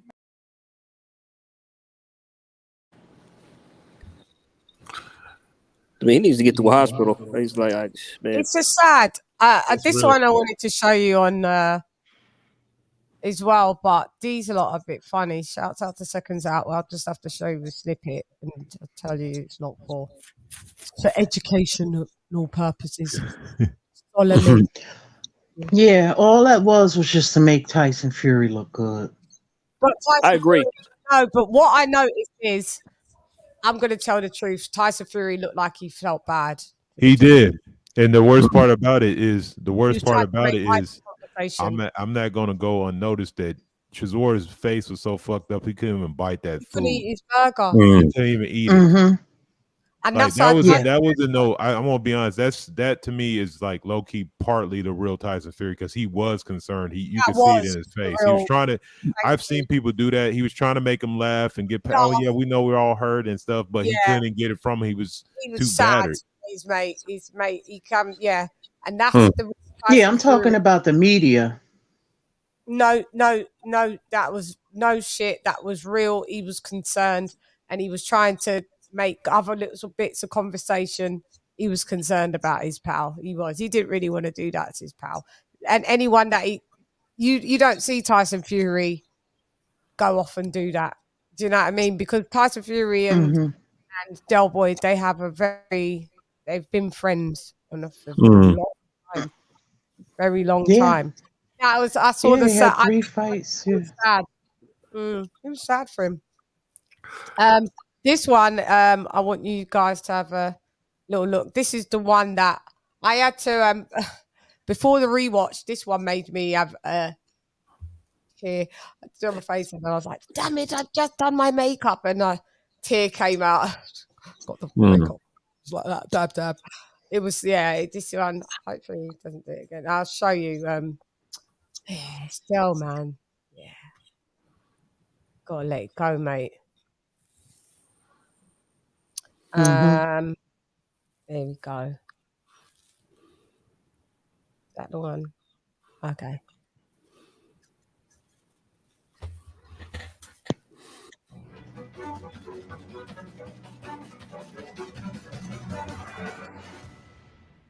Radio Raheem with War CHISORA. First and foremost, you must be commended for standing in there and giving 110%, as we always expect. Every minute of every round, you came to get it. How did you feel about your effort tonight? Poorly. I don't know. It's hard to charge. I'm not even gonna watch the fight, mate. I'm just gonna go home and chill. Early on, as you promised, you came out swinging. It was a fight early on of attrition, as both of you said it would be. How late in the fight before it started to feel like an uphill battle? I think round 3. You know, my sharpness just faded out. Well, you know what? Fair credit to Tyson. He's a good fighter. You know, I did train hard. You know, I came to fight, and I lost. There was some criticism about the stoppage of the fight. A lot of people thought it might have been too late. When the fight was stopped, did you feel like you had more? Or the ref came to me because if you don't do anything else, I'm going to stop it. And then the ref was right. I was not doing much anyway. And the ref was right. The British border control right. You know, because afterwards, you have to go home to your kids. As fighters, you don't want to stop. You want to carry on because that's how we're bred. We just want to fight for 15 rounds. And that's why the refs are there, to just look at the fight and say, you know what, this is not going well. Now, obviously, you want to win, but I also know that you love to fight. Tonight, was it as fun as it usually is, or have we turned that corner? Fun. I enjoyed it. We spoke to Fury afterwards at the press conference. You know, he said he can't make a decision for any man, which most fighters would say, but he would like to see you retire after tonight. You've done so much in the sport. You're an icon and really like a man, a myth, and a legend. Is that a consideration for you yet? No, yet. No, yeah. But no, fuck that shit. I mean, do you feel like there's more for you to do in the sport or more to prove? I want to go on the road now. And what's on the road? Don't know. More fights. We'll see. Don't know yet. You know, you can't make decisions at this time. Mm-hmm. This is one of those things. You take time out, chill, relax, and see how I feel. There wasn't a single knockdown in the fight. You took some hellacious shots, but you gave a few also. What kept you up? What kept you on your feet through at points of battering like this? No, you were chucking power shots, but I was catching them. I was glazing them. But what can I say? It was good. Enjoyed it. Did you have a conversation with Don Charles after the fight? Was this the game plan? I know the result wasn't what you wanted, but was this the game plan that you wanted to execute? No, I stopped moving around. I don't know why. I just stopped moving a lot. I was meant to be moving a lot, so I stayed on his line, his firing line. I go, cool. Lastly, Derek, we saw, on the apron, CHISORA and Joyce and Usyk. You faced Usyk and also Fury. Who would you give the advantage to in that fight? Depends. I'll go with Tyson. If you are to fight on, I mean, do you really have somebody like in your sights that you want to fight at this stage, or is it just fighting for fight's sake? I don't know yet. Just chilling right now. Right now, I don't know yet. I'm not going on like this. You're not going on like this? No. When you get home tonight, what brings you peace? What is it that, it makes this all worth it? Once I'm gone, the lights are gone, the money's in the bank. This is the best part now. Once everybody's gone, you're home now by yourself and your family, and your other half is healing your wounds. Your jaw's hurting, your eyes are puffed up. Everybody's gone now. You by yourself. You know, and people will quit. Oh, well done, unlucky. You know, well, you're all by yourself. This game, it's not a team sport. You by yourself. Everybody you have around you, the employees, you employ them to do work for you, and you pay them. It's not a team sport. People say, "Me and my team." No, that's bullshit. You're home by yourself, wounded, battered, and wounded. That's it. You know, when you heal back, and then you bounce back. Let me say, as a reporter, in the sense I've covered you for so many years, and as a friend, which I think we've grown to be over the past few years, you don't owe the fans anything. You have given everything to this sport that you possibly could. Tonight is no exception. And whatever makes you happy, I want you to do. But boy, I would like to see you relax and enjoy that family and enjoy the rest of your life. I might get on to cruiserweight. Radio Raheem with War, Chisora, my friend, inspiration, Thank you. and an icon, my friend. Thank you. British people should be very proud every time they see your face and hear your name. You've done a lot for this country and this sport. Thank you. Radio Raheem with Derek Chisora.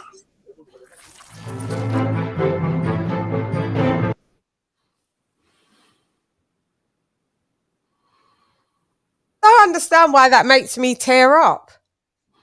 That I just really don't get it. It just made me tear up before and made me tear up now. It's actually the truth. It is the truth because you know behind the facade, that's who they are. You know, everything you said is true. You're on your own. You're on your own. It's a bit, you know, people say they love you and blah blah, but at the end of the day, people get paid. Trust me, when a fighter loses, the loneliest place is really lonely. No one could console you. No one can go up to you and say, you know what, it's going to get better. They don't feel those punches. They don't feel the loss. They don't feel the, you know, what they're doing next. It's lonely. When you're winning, it's what happened? Yeah, because I was outside. I was outside. Remember the Joshua Usyk fight, the first one. Me and my wife were in outside. Found ourselves outside the dressing rooms at that stadium, you know, Tottenham Hotspur Stadium. And I can tell you now, we saw the contrast between winning and losing, and it weren't good what we saw, and that was the losers part. And I took no pleasure of seeing, you know, seeing what I saw in that thing. And I kicked Tate out of my grave. And I've seen that quite a few times. But what I saw last year with Joshua's camp and Usyk's camp, it was like night and day, man. And that's what boxing's about, man. You're on your own. You know, when you lose, people can desert you and jump you like a bad habit. Promoters, fans, you Fuck, become man, they unavailable my stream, bastards. They did, didn't they? That's why you said that, sis. Because I played it. Yeah, it was rotating. Yeah, I thought it would come back, but I thought it would come back because sometimes that happens. I was on my way texting you in the chat. Wow, always does it. What's happened? What's happened to your stream? They just locked The chat me said it. Yeah, blocked it. Maybe you need to restart another one. Oh shoot! Let me just see what. Oh. Seconds out, bastards for that. They do it. Freak! This happened to me before. I forgot what happened. What I had to do.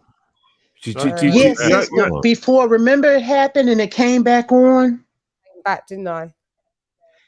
Yeah, so that's what I thought. I was on my way texting you. I was like, I can see the stream again. It's back up.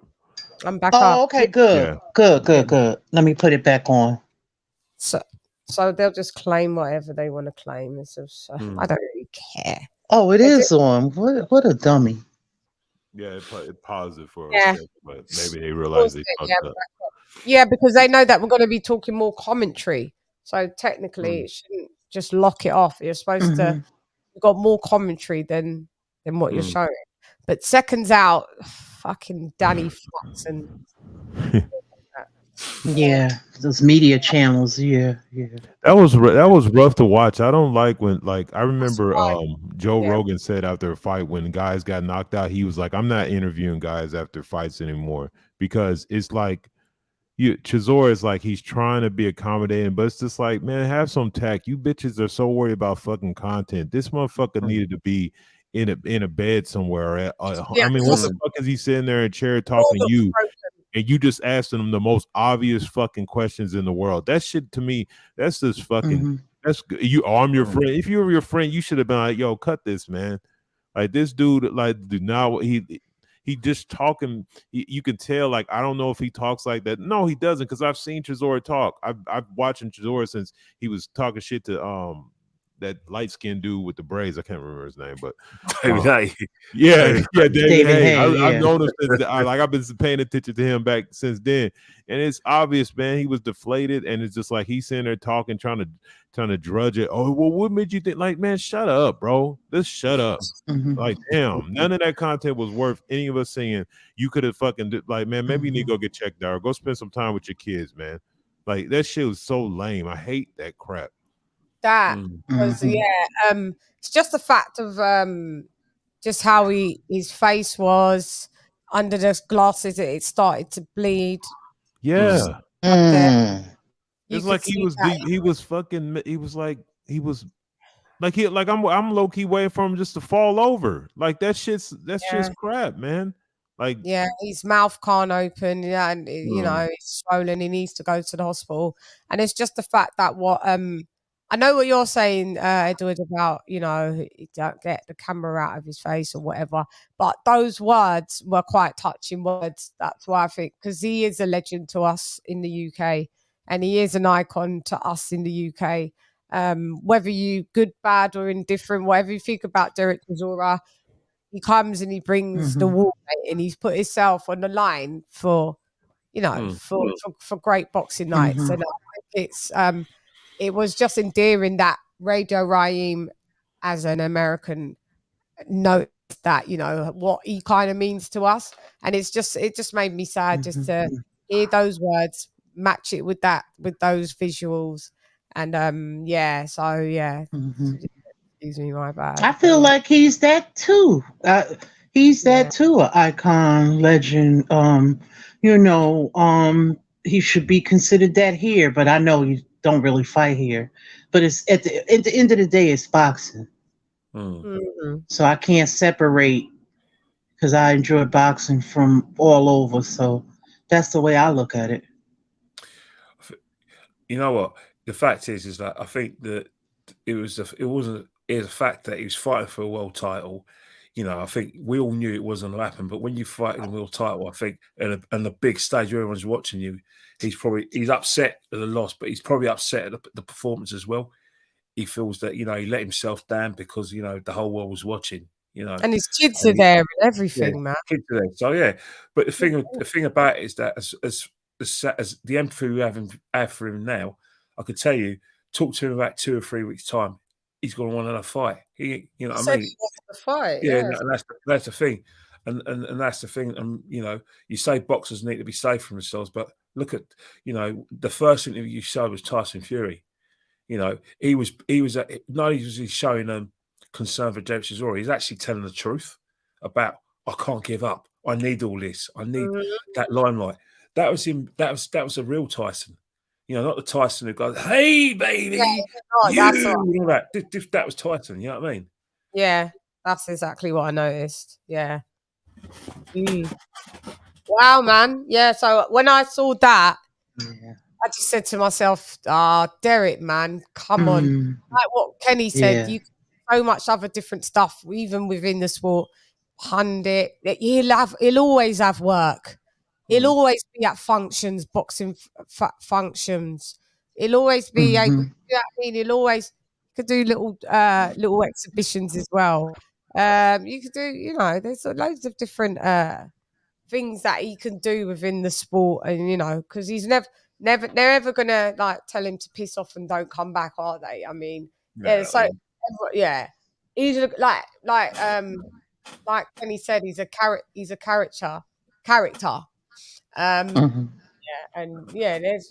We like Derek Chisora. So he should just stop fighting, in my opinion, to be fair.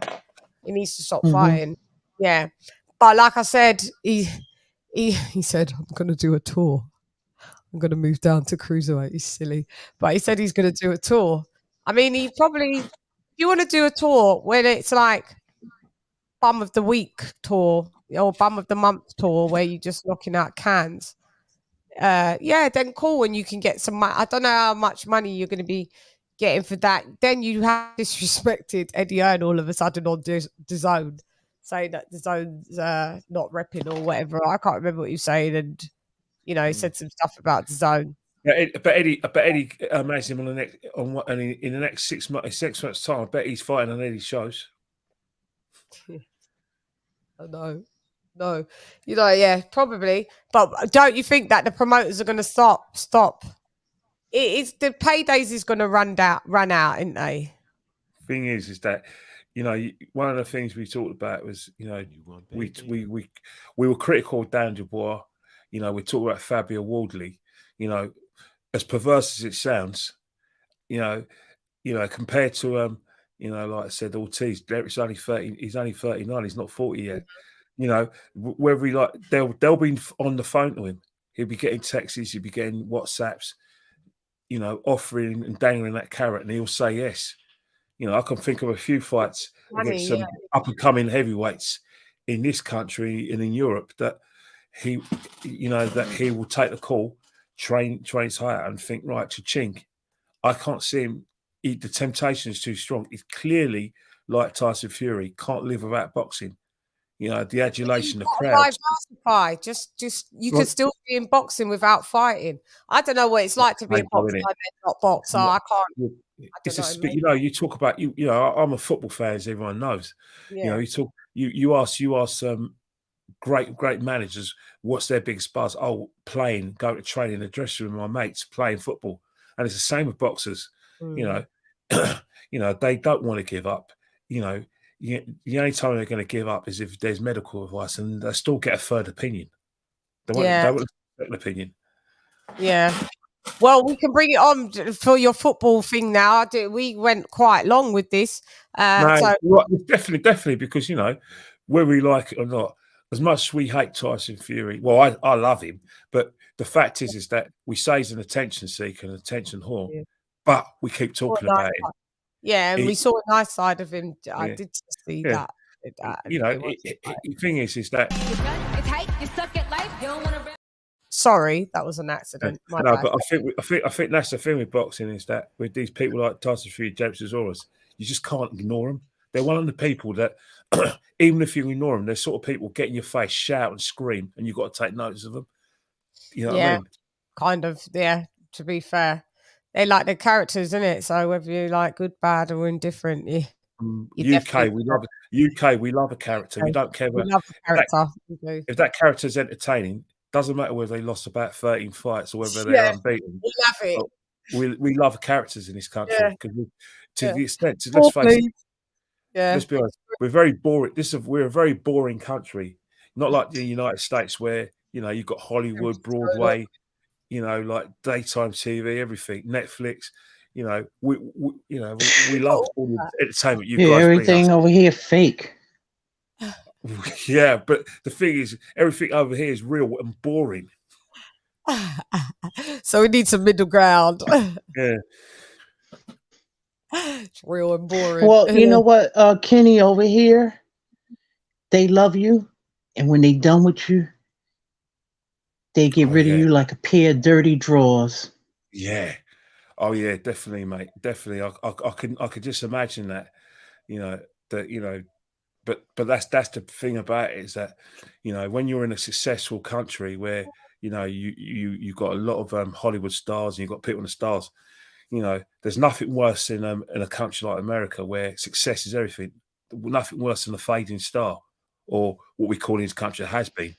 You know, people can forget you. You know what I mean? Where in this country, we do. If you're a has-been, we'll try and do as much as we can for you.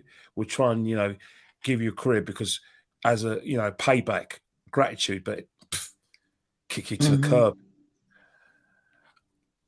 Yeah. No, sorry. I know a lot of artists. Go over to the UK that are not. There's light has dimmed here and they still get so much love. It's Well, I look, think Jimi that's Hendrix. so beautiful. Jimi Hendrix couldn't make it in your country. To come here, become a star. I mean, one thing Mhm. I'm angry with you guys in America is that why'd you have to send us over Ruby Wax? Why? Couldn't you kept her? Who? Ruby Wax. Exactly. You said Hey, there's Who is American. that? She's still There's an here. American called Ruby Wax. She couldn't even make a dime in your country, and she's here. She's famous. I mean, couldn't you kept her? Is she still here? I haven't even seen her for I gotta years. look her up. Ruby Exactly. Wax. You've got to look her up. so She's annoying. probably the Yeah. most. She's smashing it in the 80s, 90s, and the early 20th century, and she's still doing a bit of reality TV now. I mean, if you could have just done one thing for the United Kingdom, kept Ruby Wax there, kept her doing She's something. Canadian American, so she's both. Oh God. Oh no, I don't know. Just whatever happens, you should have kept okay. Ruby Wax. Yeah. She's half Canadian, half American. Yeah, we got her over here. No, she is American. She's born in Chicago, Illinois. Yeah. She's king of kings. She looks And a bit like Masons. Betty Boop, but a more faker What, version. looks like who? Betty who? You know that boop boop be doop. You know the cartoon character. What a fat version. Oh, Betty Boop. Yeah, now Betty Boop. That's what you doing. Oh, yeah, that's an old cartoon character. Yeah. She was a whore, you know that, right? Yeah, well, that's she was a lady. Yeah, she was a lady of the evening. She was a whore. Oh God, I didn't know that. Yeah, I just knew it was a cartoon character. They got a black one too. Oh God, no, I never knew that. Never knew that. Right, we'll say that for another live. Right, Kenny Ken, we've got you for the football update. You know what? I'll tell you one thing now. Since we last spoke, there's been shocks. Belgium were eliminated. Germany were eliminated. Uruguay eliminated. We had the last 16. England are in the quarterfinals against France. They beat Senegal 3-0. France beat Poland 3-1. The best player in the world at the moment is Kylian Mbappe, half Cameroonian, half Algerian. He is smashing it. He scored 5 goals already. Today we saw Brazil massacre South Korea. Before that, we saw our first extra time penalties. Croatia beating Japan 3-1. So far, we've had 6 of the teams in the quarterfinals. We've got 2 more to go. Got 2 big matches. We've got Portugal against Switzerland, and before that we've got Morocco, where you're playing Spain. So it's really massive. It's getting to that stage. By next week, when I speak to you, we're going to know who's in the semi-finals. Could England, the country that me and LadyChann are supporting, beat France? Highly unlikely. France are the hot favourites. Brazil, they're the hot favourites as well. So if you're a betting man, you look at the semi-finals, you could say, I hate to say it, you're going to see France, Brazil, Spain, and Argentina. So for me, that's who by this time next week we're going to discuss. But let me tell you something now. The World Cup is a brilliant tournament. I want to say big commiserations to the United States. I thought that, they were a bit naive when they played the Dutch. But, they go good at counting themselves. They had a great tournament. Australia, you're giving props as well for, narrow losing to Argentina. But you know what? This is when it gets a bit tasty now, man. This is when we get to see who the best team in the world is. And right now, no one knows. It's anybody's tournament. It comes every 4 years. I can't wait to... So the games you need to look out for this weekend is England-France, 6 o'clock UK time. And also, another quarterfinal you need to look out for is Holland versus Argentina. So, and then you've got Brazil versus Croatia. I don't know the last quarterfinal because, as I said, there's 2 matches tomorrow. But all I'm saying, it's hotting up. It's what football's about. I can understand why, that other countries are not as invested as, our game as they should be. But let me tell you something now. You're missing out, man. You're missing out. And I beseech everyone in the world to watch these games because you just don't know what's going to happen. But if you're betting, man, don't be surprised by next week if you've got a France-Brazil final. I'm convinced that that's going to happen. But as I said before, man, let's roll on for the World Cup. Let's enjoy our boxing. I'm sure there's some big fights next week. But right now, it's all about England in the World Cup. Speak to you guys soon. Shouts out to you, Kenny Ken. Can I just also ask them about Wales's demise? We didn't give them much hope and chance. No, I think with Wales is that, you know, thing with football's a bit. I think in any high level sport, there's levels, and if you're a low level, it's just like boxing. If you're a low level fighter and you're fighting an elite fighter, there's only going to be one result. Wales are not an elite team. They're overachieved by being in the tournament. A lot of their players do not play top level football, and their top level players are past their best. So for me, all I can say is that, you know, the best thing about Wales was their fans and the passion they showed. But, you know, you can have as much passion as you can, but if you haven't got the ability, then you're going to get found out at world, level. Right. And I think, yeah, I agree. It's just some teams that are not equipped for it. Also, King of King, don't you got a question for Kenny? No, he gave me the rundown because I was going to ask him how far he thought the Netherlands might go, but basically they're going to get bumped out in the next round. Yeah, well, obviously, good question asked because of what, you know, there's a lot of people obsessed with Lionel Messi, absolutely obsessed with him, and they would, you know, for sensible reasons, they'll like him to win the World Cup. So there'll be a lot of people in this country rooting for Argentina when they play the Netherlands. For me, the Netherlands are a very functional side. You know, I don't think they're, you know, at the top level. But if you make mistakes against them, then they're going to punish you. They're one of those teams that defend, and then take you by surprise in a counter attack. But for me, I hope Argentina beat them because I want to see attacking, you know, football, and I want to see football with a bit of panache. I don't want to see defensive football. You know, I didn't stop watching my Arsenal to see people put 10 men behind the ball and just defend and be boring. I want football with a bit of panache, you know, pizzazz, you know, skill, you know, tricks, everything. I want that's the sort of football I want to see.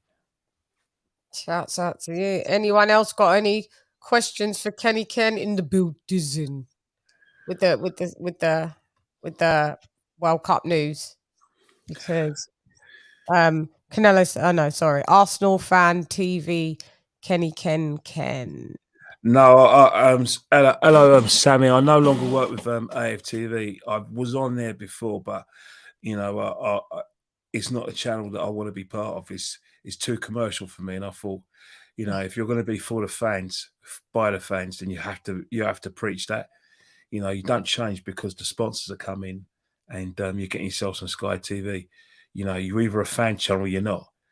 You know, where I come from, fan channels have different people, and you don't just have selected people just on for views, because you're not a fan channel. You're a channel, a commercial channel where you're only concerned with views. Either you're for the fans or you're not. If you're not a fan channel, then say so. I respect you, but don't claim to be a fan channel when you're not. Yeah. And then also we've got someone said the fix was in Dubai rigged channel. What's all going on? Why we got 2 liters here? Okay, and then Bale and Ramsey didn't show up. No, they didn't. They didn't show up at all. But the reason why, but you know, you're not going to show up if you're not playing, like I said, top level football, and you're virtually a substitute, you're not going to have the level of fitness for that tournament against top level teams. Mm-hmm. So yeah. it was an accident waiting to happen. You know, they're just not. You know, they're overachieving by just being by here, and I think that, you know, when Bale and Ramsey's leave the scene, Wales have got a massive challenge to try and see if they can qualify tournaments, because, you know, players like that come once in a lifetime, and they're not producing players that play at top level football, especially in this country. So it's going to be difficult for Wales to qualify for the next tournaments, major tournaments, Euros and the World Cup. Can't see it happening. Yeah. And then shouts out to Dr. P's from Wales. I think England can actually beat France. They can, because but the thing is France have got some pace in the forward line, and Mbappe and Dembele are just unplayable at times. But you have to cut the supply to them. You cut the supply, and then if you can sort of play to your strengths and play to your attacking strengths, there's a chance, because England have got probably their strongest squad they've had for years. It's probably the last time I had a squad as strong as this was probably in Euro '96 and Italia '90. I haven't seen a World Cup squad this strong from England. So, he's virtually got 2 players for every position. So he's going to need all those 5 substitutes if he's going to beat France. Okay. So we've got a whole week left of a couple more games, and then we start doing the quarterfinals. Friday and Saturday. Friday and Saturday quarterfinals. But the one that we're looking for obviously in the UK or England, let's not call it the UK, because Scots, the Northern Irish, and the Welsh are not going to be supporting England. They're going to be supported. They're going to be supporting France. So it's England fans who are going to be wanting England to do well against France. Yeah, got ya. Kenny Ken, you've been amazing yet again. Tell them where they can find you. At Kenny Ken 1972 at Twitter and Instagram. And Instagram. And one thing I would say is that it's the problems you're having in terms of your content with seconds out. Whenever I put a goal up now, because it's the World Cup, I've had 2 of my I've had 3 of my things removed from Instagram because they say FIFA reported it. So it's not just you, it happens to the best of us. God, FIFA. It's so annoying. No, it's not that. Right, so they're very precious. A lot of TV stations and the World Cup sell those right. Content. I mean, it's not like it's sharing content. No, but yeah, that's how they. You have to make everyone's got to make a buck, and no one gives anything away for free. Yeah, that's true. Oh well, we know where to find you, Kenny Ken. Carry on doing the good work for us, mate, and we'll see you very much. Same time, same place next week, Kenny Ken. Hopefully, no, England. Yeah. I've got a semi-final to promote for you. Yeah. Oh, oh boy! Oh wow! See you, Lisa. See you later. All right, Kenny Ken. Have a blessed evening. Thank you. Shouts out to Kenny Ken again. Yeah. That football updates. Kenny Ken's World Cup updates. Yeah. So yeah, I think we've come to an end of a show. 2 hours, 12 minutes. Man. We chopped it up. We talked to what we had to talk about, and I'm quite happy to leave it there. And tomorrow be back with King of King doing the Crawford and Spence deep dive resume part 2 in the building. Oh, okay. Oh yeah, that will be I think at 11 p.m. UK, 6 p.m. Eastern. So tune into that. Yeah, it's over already, Conchornery. Yeah, I can't stay on. We don't make money just staying on. Sorry. Yeah, I can't be over. I more do it for my paying members. I'll do the long lives because they pay. And that's the least I can do for them. So if you want to join the members only, it's LadyChann on LadyChann's page. LadyChann, she is I and I am her. For the price of what it is. And yeah, that's where we're at with that. So yes, I keep them shorter and sweeter now. So Sister Bales, thank you for joining me in the building. Love you, sis. Yes, I love you more. Thank you for having me. You're more than welcome. More than welcome. King of King comes back. Thank you. And yeah, I'll see you on the flip side. King of King, thank you for joining me. It's Dave. I don't know what's going on. We're having some weather down here, so it's kind of disrupting everything. Wi-Fi, so, I get it. Don't worry about it. The show was wrapping anyway. Kenny Ken left the building, said bye. Yeah, I was able to listen. I pulled him up on my phone, but thanks again. I appreciate it. We'll and Lisa, you be good. Shannon, you be better. Peace out to everybody else. Y'all have a good night. Shouts out to King Okay, I'm reloaded. Okay. All right, guys. Massively appreciated you guys coming through. Like I said, shouts out to the Instagram crew. Follow me on Instagram at LadyChann, LadyChann. Also follow me on Twitter, CHALADYCHANN. Never forget those two N's. Just trying to get the members roll call in the building. Let me get that. One sec. But yeah, and if you want to join the members, also the merchandise, www.dundemseason.com. You know, where we've got all the latest in merch. God, where's the roll call gone? Okie dokes. So, there we go. Bars. Anyway, so, Modern King Boxing in the building. Jimmy McClenley in the building. Ringside Reporter Live in the building. King of King Boxing in the building. Lisa Bells in the building. Stephen T in the building. Mark Nash in the building. Donald Banks in the building. New Media Today in the building. AJL Day in the building. Charlo in the building. King TJ in the building. El Primero Aplotype in the building. Dr. Paul in the building. Devil Beats in the building. My Art to the Let in the building. D-Style in the building. Dub Right Side in the building. Slim Boxing and Commentary in the building. Hector Garcia, mi esposo numero uno, in the building. Mark in the building. Ricky Ricardo, mi hermano, in the building. ERF Boxing in the building. Don Juan in El Edificio.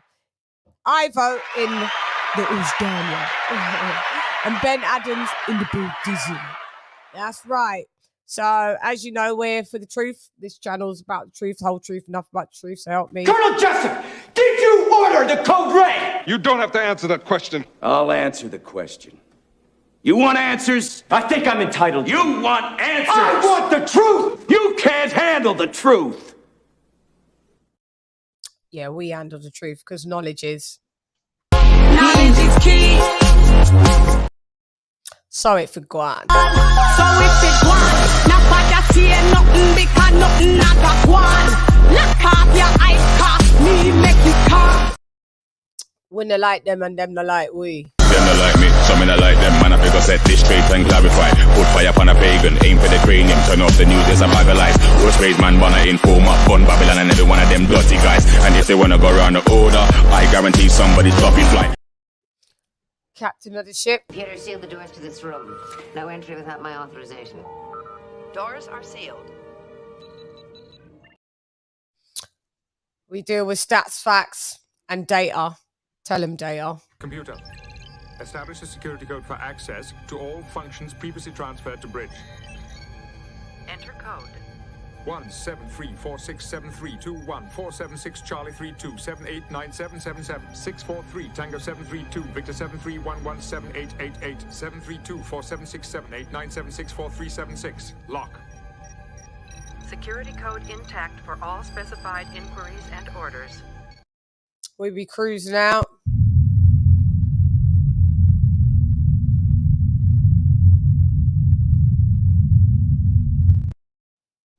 I am the female Spengali. Always been that bitch. Always gonna be that bitch. Is what it is. It's tight, you suck at life, you don't want a round three. Worship the queen and your mic to pass. Keep it real, these chicks couldn't wipe my anyway, now let's go get Bulgari. I am the ultimate Bengali. These chickens can't even spell that. You hoes fucking repel that. That's right. Anyway, thank you guys for joining me. Been massively appreciated. Great show. And I shall be back tomorrow with King of King, as I said, with the Crawford Spence deep dive part 2. So make sure you come through. Anyway, thank you for joining me yet again. Have a good night. Anyway, I'm gone. Hey, girl, it's LadyChann, rep none less. Come box with Shan. John. LadyChann has left the building. John. LadyChann. Fight.